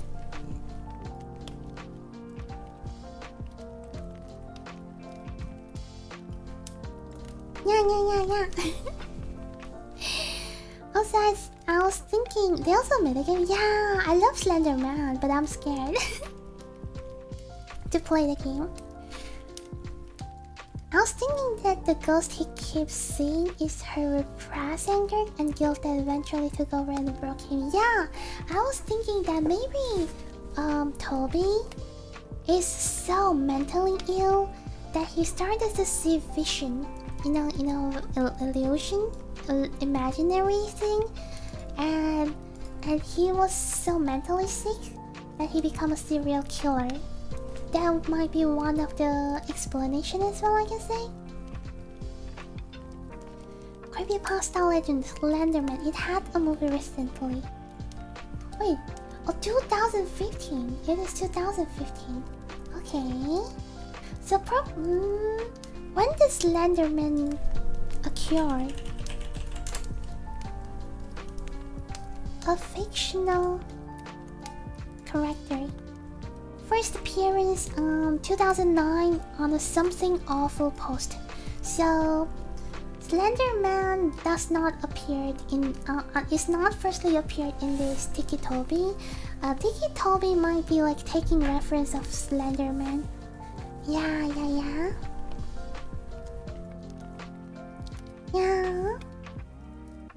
Had a movie recently? Really?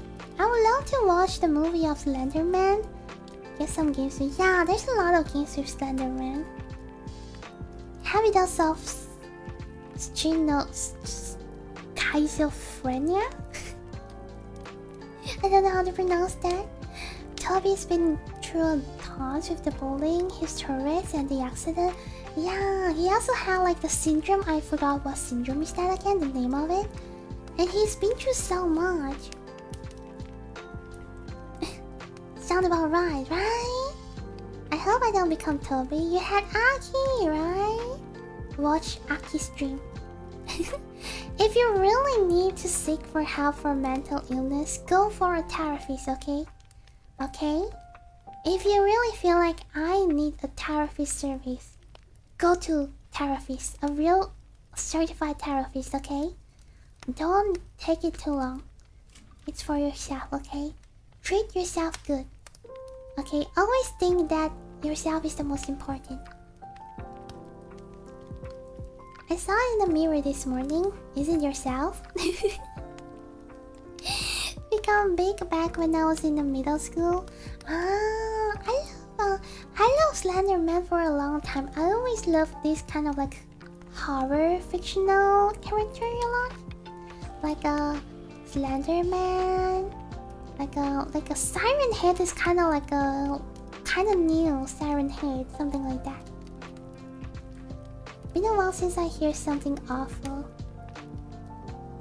You mean Tikitobi? It has no face.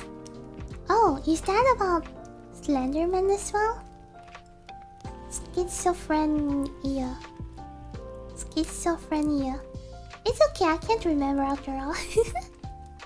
Forgot syndrome, probably. All around, that was a really good story, incredibly unsettling in a realistic way. Yeah, true. I noticed that like a Western horror story always go for killer, serial killer, like the Chainsaw Man, like the leader hand, leader face, like the scissor hand, something like that. Scissor hand at work. Yeah, always go for mental illness or serial killer. And Chinese horror story always go for something like ghost, a zombie, 僵尸. Yeah, mental health is really important. It is. In the mirror, you're a vampire. Yeah, mental health is important, so take care. Yeah, everyone. If you ever feel like you need to, please seek for a certified therapist. Okay? Got it all. He's tall and mysterious and strong. He's hot. Slender Man was from the Something Awful forum. As a forum go all the way back to 1999. It's been so long since. Naruto. Government therapy is a kind of for program. Yeah, go for it, Callum. If you feel like you need to, please go for it. In PT, we said equizophrenia. Equizophrenia? What do you mean he's fictional character? He's hot, but he's fictional character, okay? But it's still creepy. Yeah, it is. It is. Mental illness is a thing. It's a thing. To be the running through with the Western horror movie. Yeah, it is. Michael Myers as well. Dung, dung, dung, dung, dung, dung, dung, dung.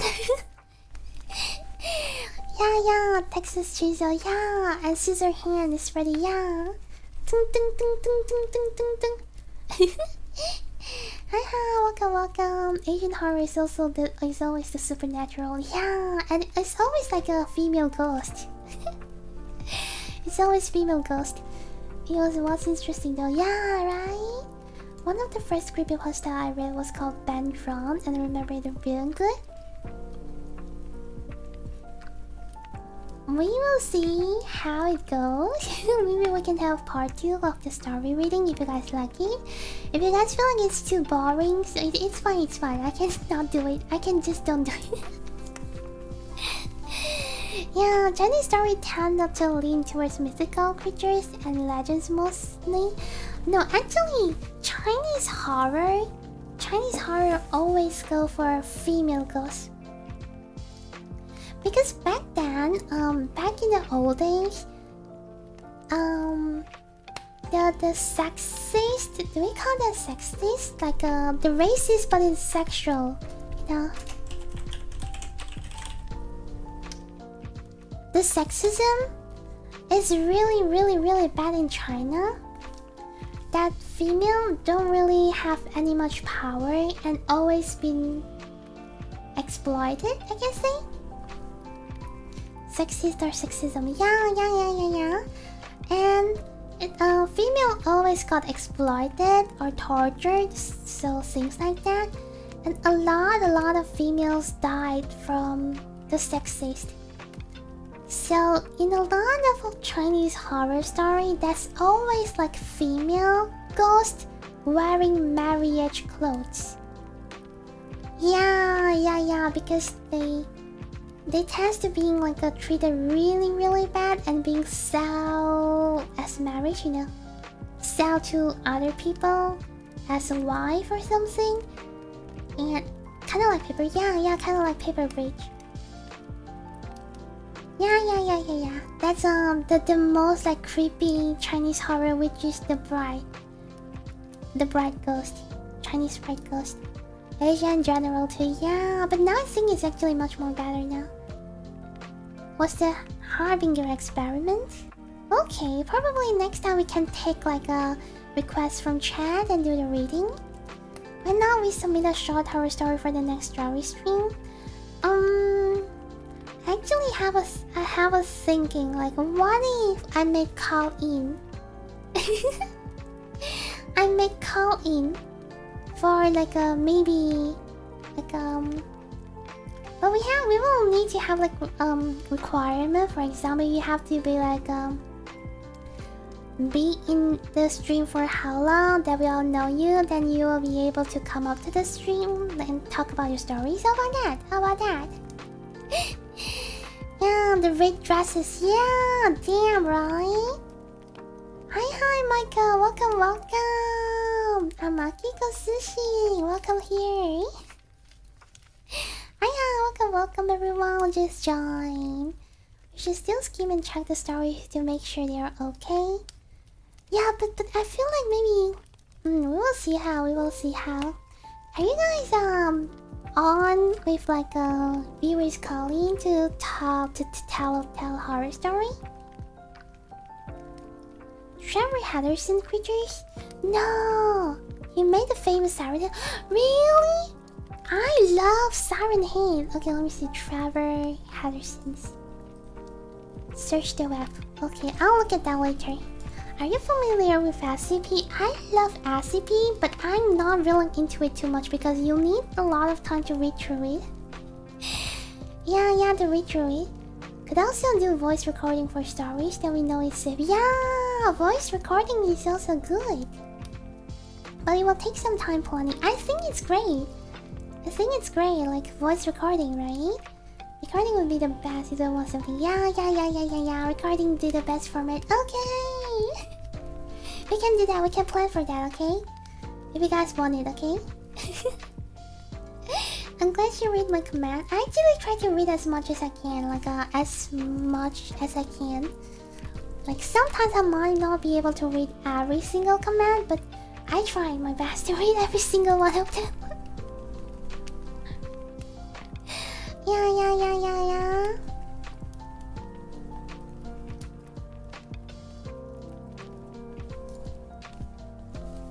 We can get that all set up, no problem. Okay, I think that would be like a really amazing idea as a stream. Spooky Christmas story. Thank you. Enjoy your sushi. I have an SCP-1851. It's really short. SCP-1851. It's a doll. The doll one, right? It's a doll one. Who tells me it's short? It's not. Wait on. But thank you for the donation. Thank you for your donation, Badges. Hold on. Let me show it over here. You guys can see it, right? Okay, you guys can see. Okay, that's amazing. Hold on, maybe not like that.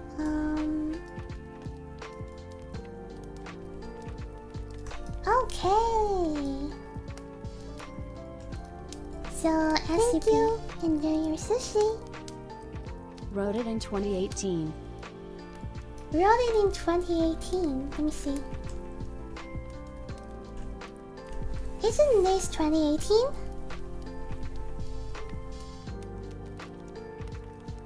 Last edited 2022. How do we see if it's written in 2020? Is this the one you are mentioning? Creepy doll. I don't really like a lot of doll as well. I don't really like. This is the right one. Okay. Also, this will be the last story because it's 12 now. It's 12. Okay, let me see. SCP-1851. Object Class Euclid. Special containment procedures. Only D-Class level personnel are permitted to enter the building containing SCP-1851. 6 to 10 armed guards are to be stationed around the perimeter of the building containing SCP-1851. A 2-meter tall chain-link fence is to surround the 200 square meters property. Unauthorized individuals entering the property are to be ordered to leave. Individuals are to be administered classic and amnestics if not complained and deposit in medical center. To prevent SCP-1851 from actively obtaining subjects, a rabbit is to be released into the building every 3 days.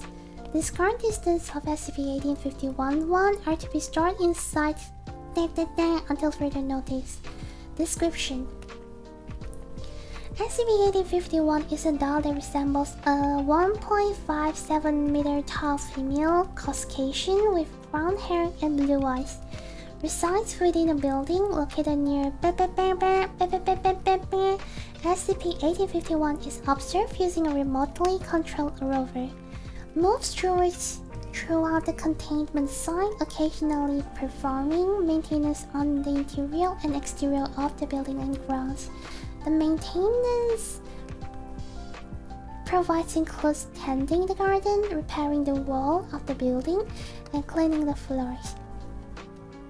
Personnel on site have reported that SCP-1851 noticed the presence of individuals but does not actively attempt to communicate.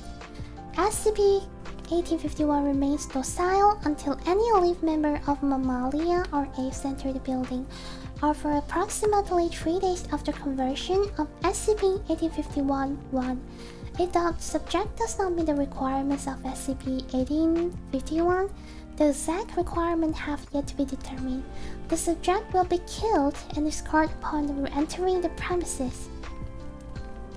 SCP-1851 will then transport the animal referred to as SCP-1851-1 within the confines of the building, at which point the subject will undergo systematic conversion, changing it into a rudimentary doll. The initial stage of the conversion is the shrinking of the object. Ending when the subject shrinks to 1/10 of its size, the subject's internal mass becomes either a hollow cavity or cotton. Based on analysis of discarded SCP-1851-1, the subject's skin is converted into porcelain or plastic if made hollow, or cloth if filled with cotton. After evaluating SCP-1851-1, SCP-1851 will either store the object in a toy box in the nursery or discard it. Attempts to retrieve instance of SCP. Your sushi. Wait, I misremembered. I actually wrote it 2013. What does that mean? What does that mean? I actually wrote it.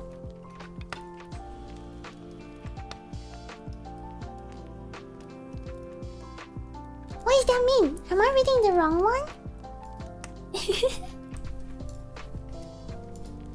Am I reading the wrong one?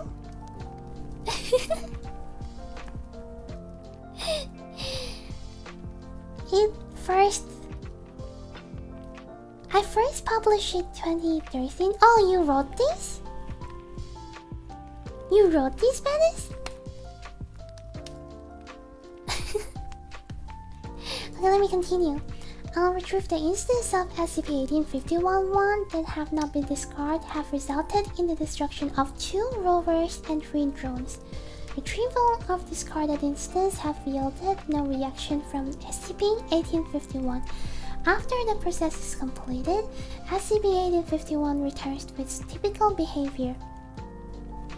If SCP-1851 does not have any interaction with a new instance of SCP-1851-1 for approximately 7 days, it will actively seek organisms for the conversion progress. Addendum 1. The Foundation was first alerted of SCP-1851 by report of people being forcefully removed out of their home and disappearing near the town of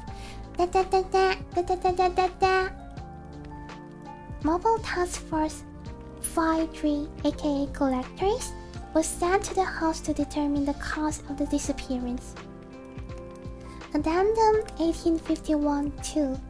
On 7 June 20-something, researchers noticed a sharp increase in stockpiling behavior and dull production from SCP-1851, followed by the complete cessation of activity on August 7th, 20, on September...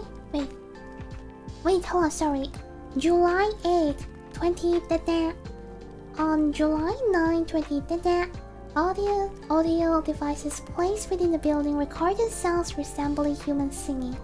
Due to the docile state in which SCP-1851 was in, clearance was given for researcher Julia to enter the building. With accompaniment from security officer Dwight for purposes of documentation. Upon entering, researcher Julia found SCP-1851 moving around the home's kitchen, apparently docile. SCP-1851 was approached, and attempts at communication were made, and claws are the result of researchers Julia's attempt. Footnote: the building containing SCP-1851 is a Victorian-era style house that has been noticeable external weathering. The interior is distinctly more well-kept. SCP-1851 has shown noted preference to all members of the biological order Apes and the following mammalian family: Canidae, Ursidae, Felidae, and Hominidae. Yeah. You wrote this? Oh my god! This is amazing! Oh my god!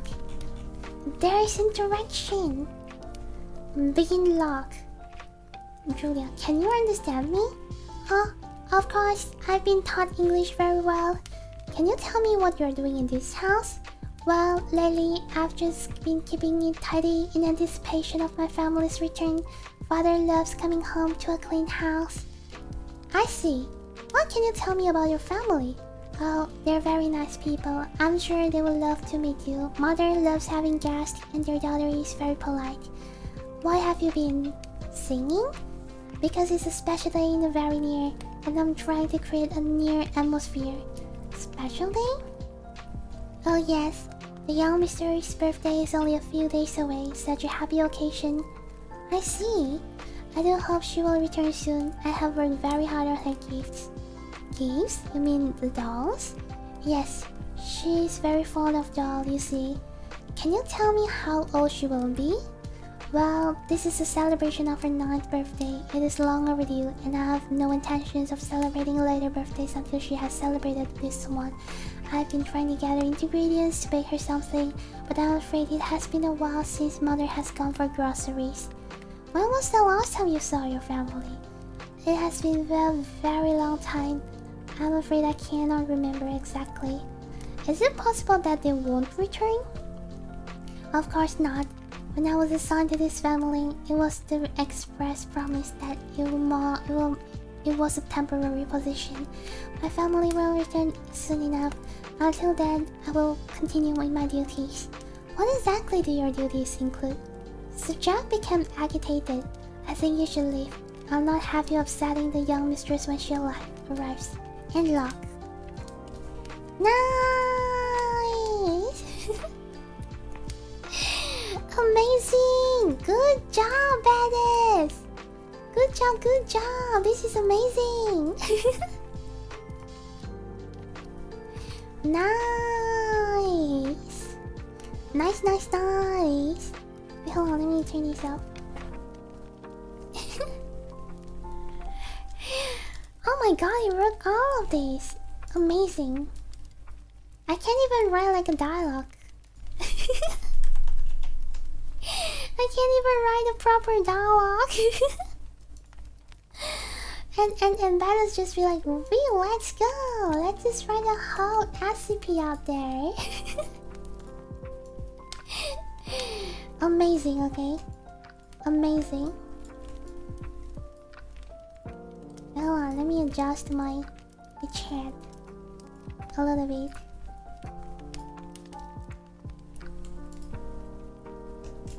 Whee.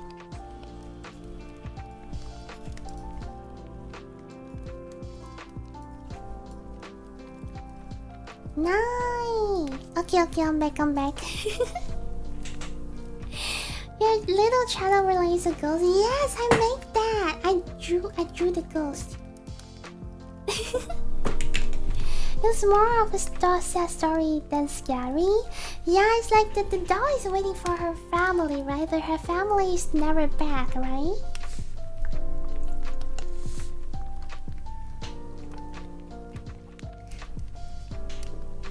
But it didn't like it is scary for people being killed, you know? For people who got turned into a doll. He is scary. I mean, she is scary. Even though she is like sad story, but she is scary. Yeah. Okay. Hi everyone who just joined. Welcome. I can't believe I didn't notice the eyes to see that's a ghost. I love all the effort you put into the Halloween setup. Sorry, burping. I got the background, the microphone, and the table for free. Almost free. And I made this chat box because I don't have a chat box and I want to fit the, Halloween theme. So I made this ghost chat box. I also made the alert box over down there. Alert box. So it is like orange, yellow, and also purple to fit the whole theme. Yeah. Yup. And also, wait, what do I want to say just now? Let me think. I want to say something, but I forgot about it completely. In the middle of the stream, I actually want to say something.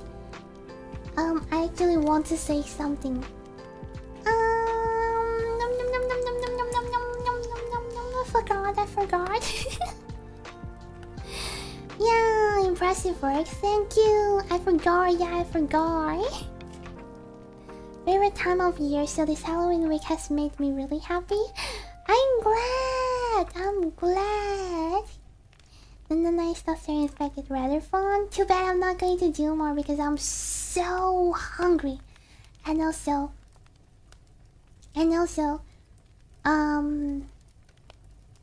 it's past 12. I'm scared that if I go for more, I won't be able to end the stream soon. Yeah, I can run through your finishing up stuff if you try to remember.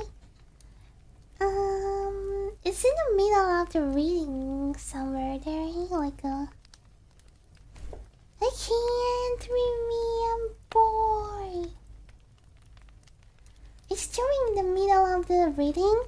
I don't feel like stopping or disturbing the reading, so I just feel like maybe I talk about that later at the end of the stream.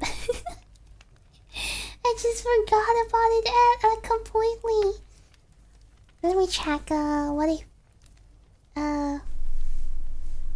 Wait.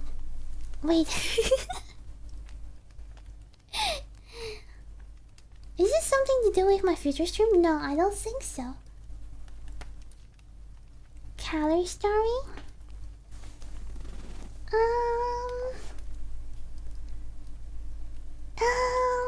Wait, where's my background music?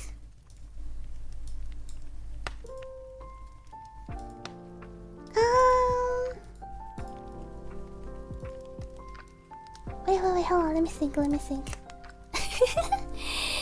I was looking at my note. You might remember. I'm trying. Okay. I still can't remember, but one thing I want to say is that I found. Oh, I remember it now. Okay. It's about Wi-Fi. Yeah, it's really random, right? Yeah, because of the computer, like creepypasta, so it reminds me of my Wi-Fi.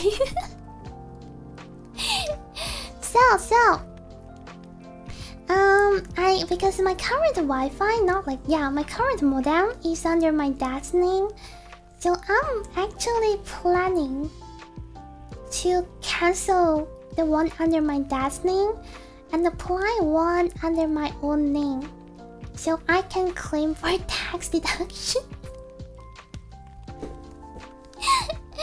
Yeah, also there will be like a more offer, like a discount for like the first 6 months. I can have like the first month for free for the new modem, and the next like 5 months for like a discounted price. 30% discount? Yeah. And the thing for tax deduction, yeah, I also signed for insurance. I just paid for it today. I just started insurance today because I want to reduce my tax. Yeah. I want to reduce my tax. Even though I don't think I'll get tax this year because I'm just going to do tax evasion. Yeah, but next year I will like report my income from streaming as well. Next year. I was to report my tax this year, but only my full-time job, and next year I'm going to report all of them. So starting next year, I'm going to pay my insurance monthly. Yeah. Yabba. I'm just saying this on stream, but no one knows who am I, so I'll be fine, right? The government won't know who I am, right?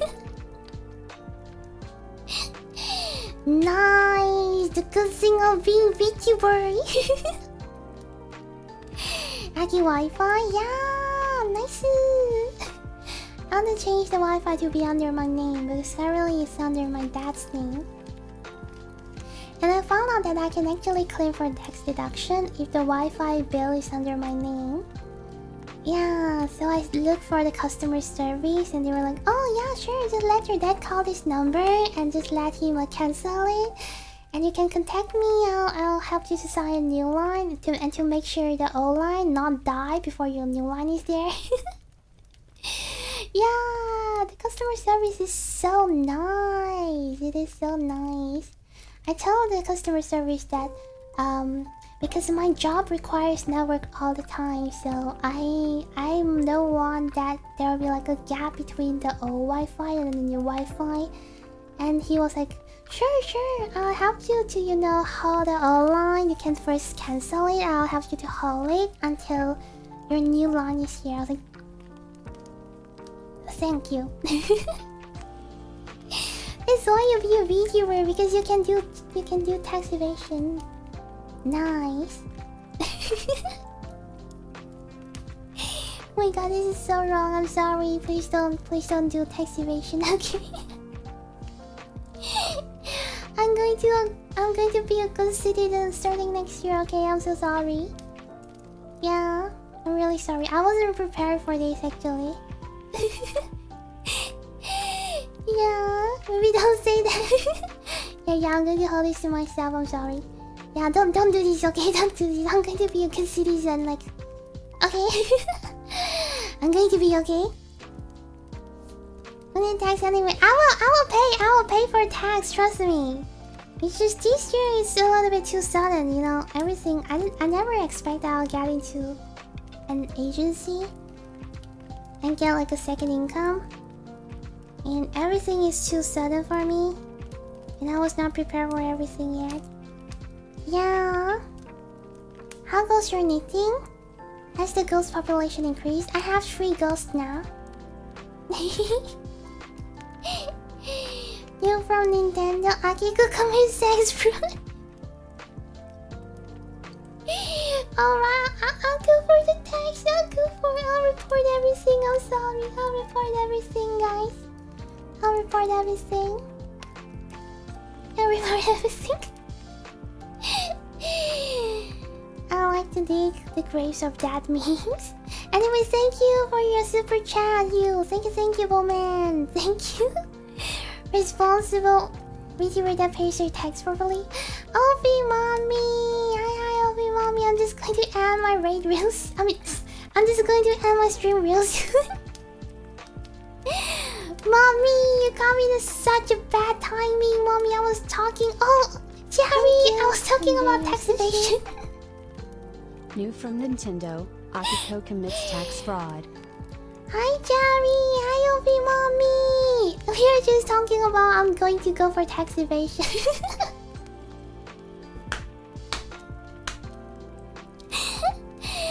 Oh my god. I tell God to stall. Don't worry about I'm going to report everything, guys. I'm going to okay, no worries. I'll be a good citizen, everyone. I'm going to be a good citizen. Ovioli raid? Hi everyone. Okay, quick self introduction. Hi, I'm Akiko Sushi. I'm from VReverie Gen to Odyssey. I'm a co-high of Ovi Mommy, and I'm Cheri's genmate as well, okay? And I am the Seer of the Lake. I'm a benefic, and mostly I do. Wait, hold on. You can call me Aki or Akiko, anything you like. And mostly I do like chilling stream. Like gaming but chilling, singing but chilling, storytelling but chilling, you know, chilling stream. And I do some of the like handcrafting things as well, also some baking things as well. Yeah, I do literally everything. Yeah, so if you're interested in this kind of content, do subscribe me, okay?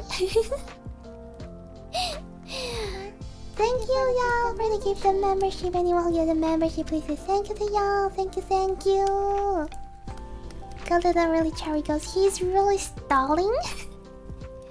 What is stalling means? You have a collab with Oli today, so you have Zomrits and Ghosties today. Oh, hi.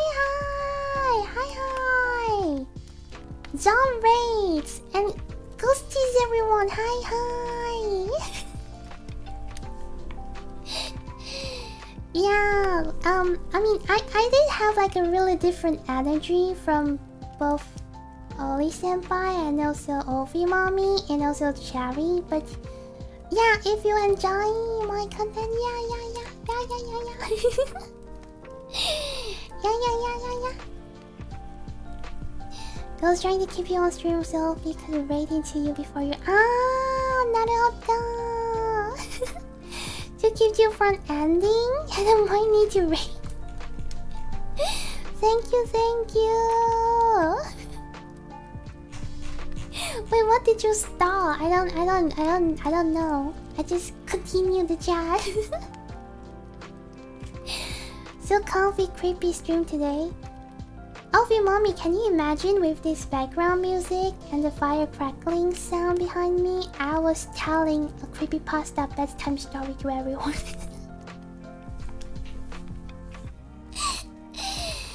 Yeah. It was a creepypasta bedtime story ASMR stream just now. Yeah. Cute and comfy energy, right? Yeah, that's right. I keep talking and stuff, Aki. It works, yes, I'll keep talking. Asking you a question so you would keep talking. It worked. Creepypasta stream, but it is as comfy as possible. I love that I did creepypasta reading last year. They are super fun, right?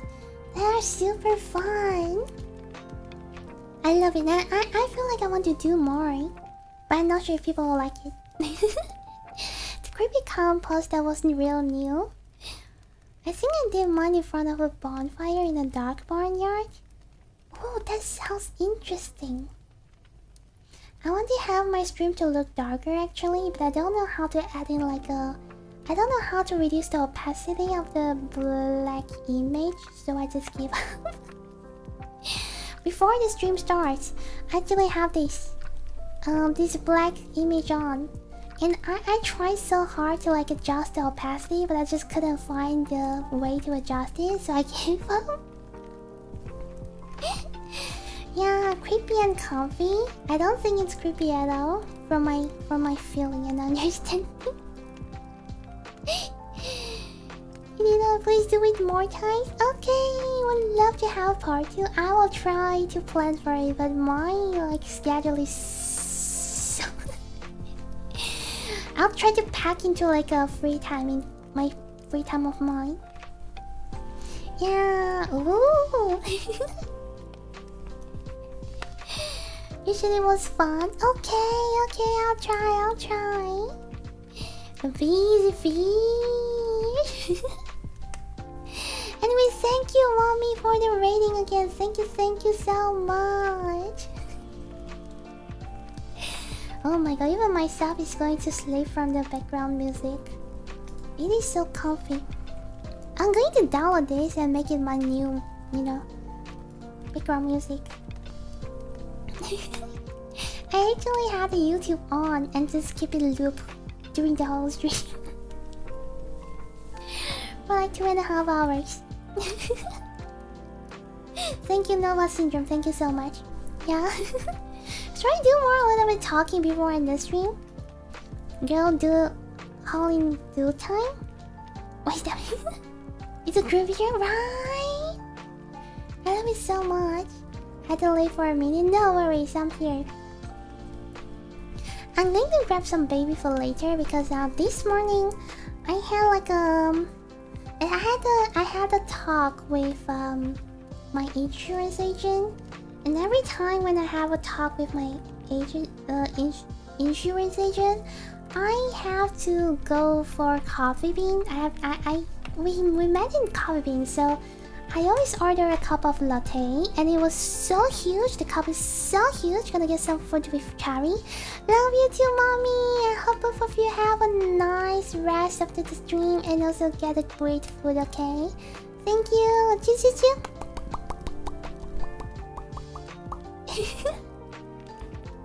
Bye bye. Have a nice day, every mommy. Yeah, cause wait, where am I? Cause I always go for coffee bean. We always meet at coffee bean, so I always got a big cup of latte. And every time I got a cup of latte, my digestive system, my digestion system will become so good. So good. Then I'll get gastric easily. Last week, I got a cup of latte and I went home and I got gastric for the whole day.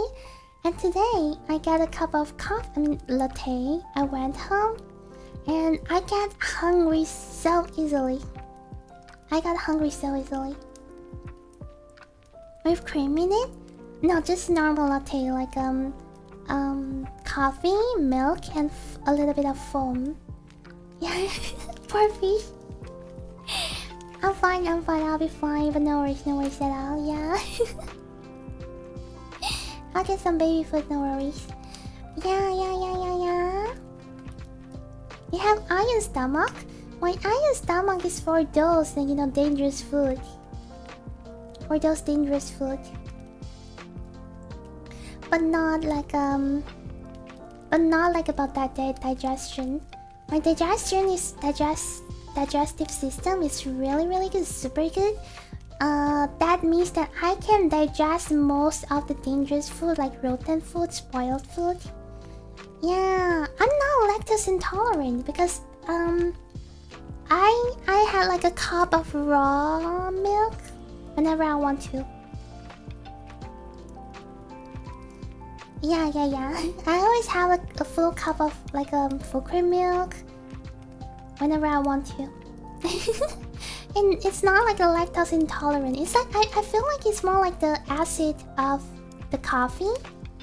Acid of coffee is making my digestive system being so strong that, yeah. What we call that? 胃酸 in English.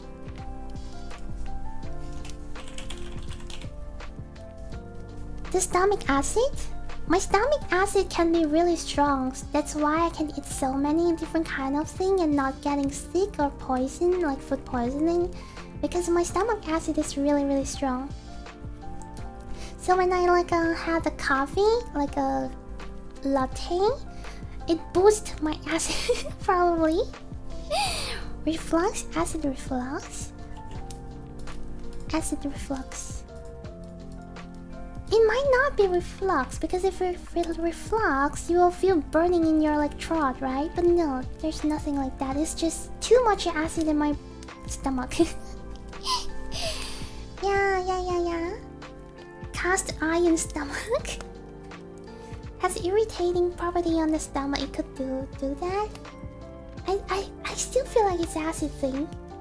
As a coffee machine, I always got a vanilla latte. I'm not really used to coffee a lot. I don't drink a lot of coffee. That's probably why. Affect the digestive system a bunch, right? I've had acid reflux when I eat too much alcohol and acidic foods. It makes your body turn acidic, and then you can get acid reflux. I still don't think it's acid reflux. I once get the acid actually come out onto my throat once in my life before. It burns my throat. Yeah, I'm not sure what happened that time, but I got the acid come up to my throat. But it was only once before. Yeah, and never after that. I always got wrecked by coffee, but I still drink it. Are you lactose intolerant? Acidity, right? I did think that it's acidity thing. I need to go now. Have a nice day. Thanks for joining the stream, girlfriend. Thank you. See you next time. Also, yeah, I might want to end the stream real fast because I'm hungry. I'm hungry, okay? I'm hungry. I need food. I'm hungry. Let me go through my schedule real fast again.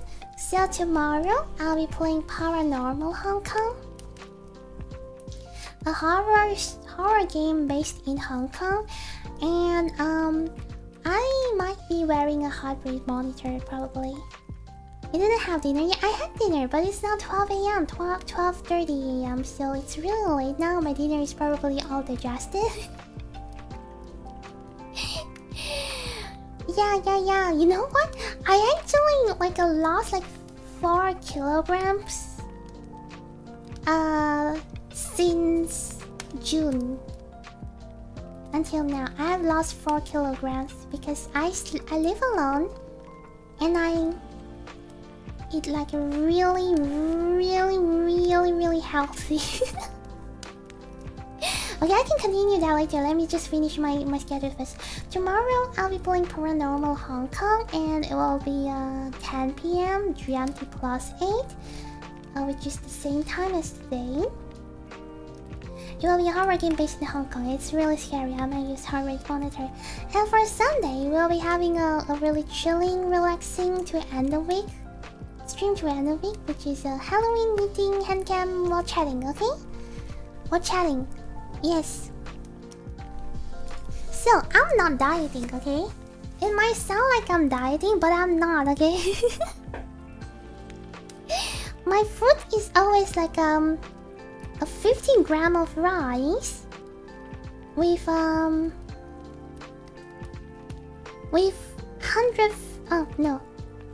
50 gram of rice,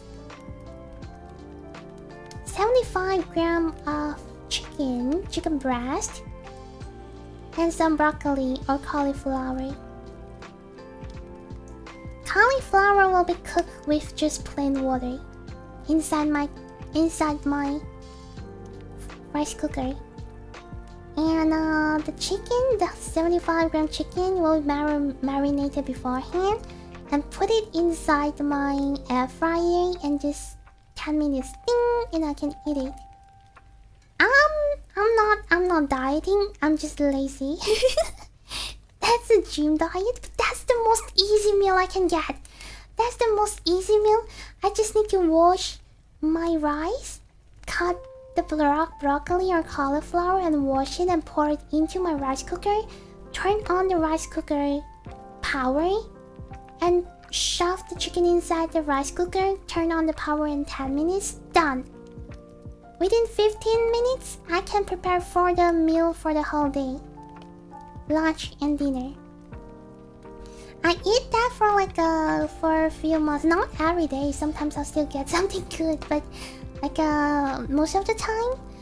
And I lost 4 kilograms for that. Yeah.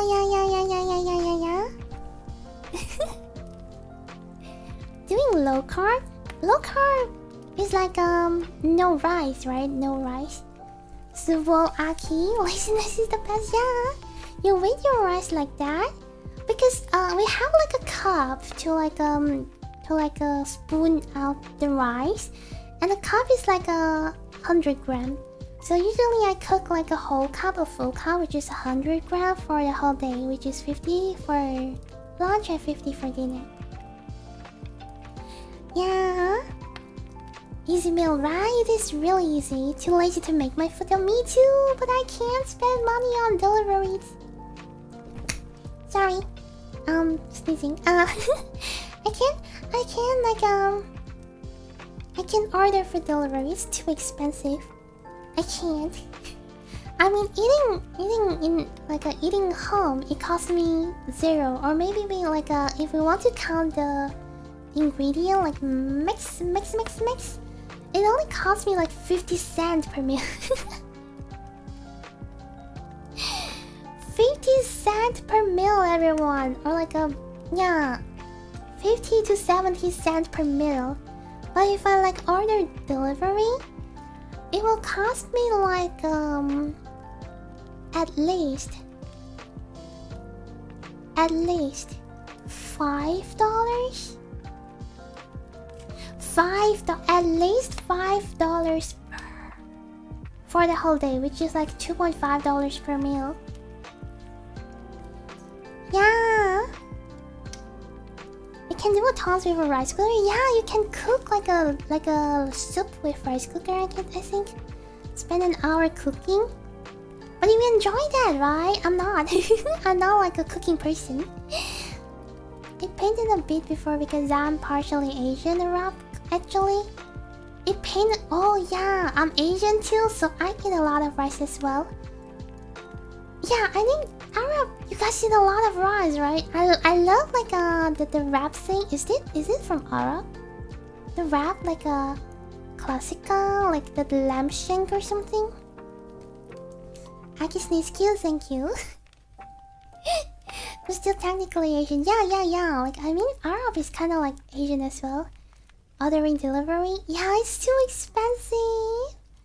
And at least I can eat sometimes because I did my diet, right? I can eat it sometimes too. I mean, I eat rice every day, but I can eat a delivery sometimes to reward myself if I feel like I want to. If I feel like I've been hardworking, I deserve this. Then I'll order pizza or McDonald's. But probably once per 2 weeks or something, or once per month, probably. I'm not sure. Or once per week, probably. Delivery alone will be $3. It's really expensive. No herbs or spices. Probably, I might use pepper when I marinate the chicken, but that's all. And honey, and some soy sauce, probably, or some oyster sauce. I don't eat junk food anymore. Now everything I eat is homemade.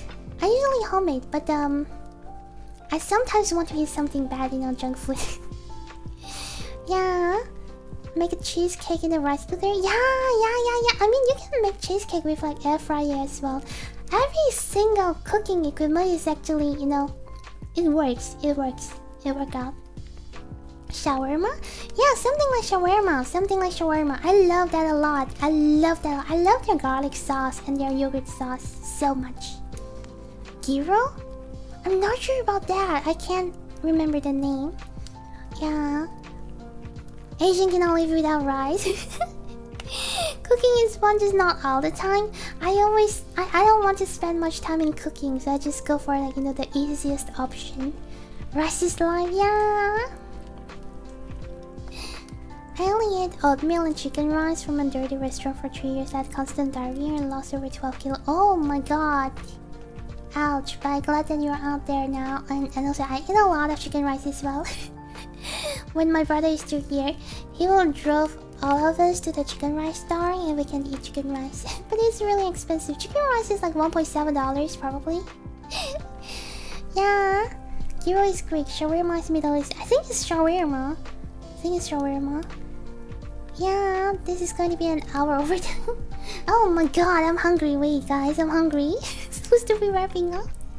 Shawarma is based. I love shawarma. Keep distracting for Rocky. She's been trying to end for like 45 minutes. Oh my god, I'm hungry. Any fun kitchen story? I defrost my chicken. I defrost my chicken with air fryer. You're welcome.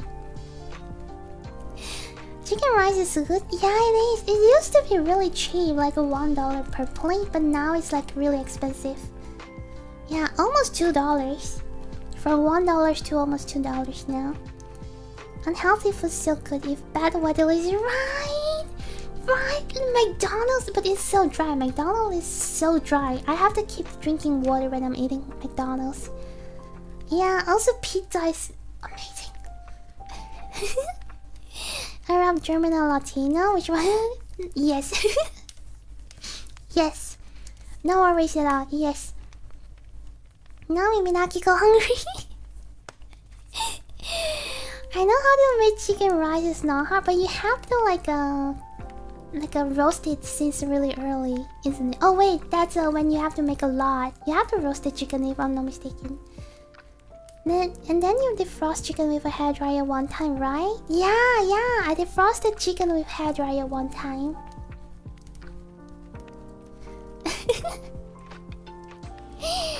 Also, I eat a herbal chicken soup. It's more like a alcohol herbal chicken soup, and I got like a nosebleed because of that. It's too heaty. The food is too heaty. Yeah. You can see the inflation of chicken rice price. Yeah, right. It is so good, but it's so expensive. I don't really like McDonald's. Eaten there only like twice. Oh my god, I eat a lot of McDonald's. I like triple cheeseburger. It's amazing, trust me. I'm not Mr. Worldwide. I'm Mr. White. Mr. White. This is spicy. Is that like a spring water to bring the healthiness now?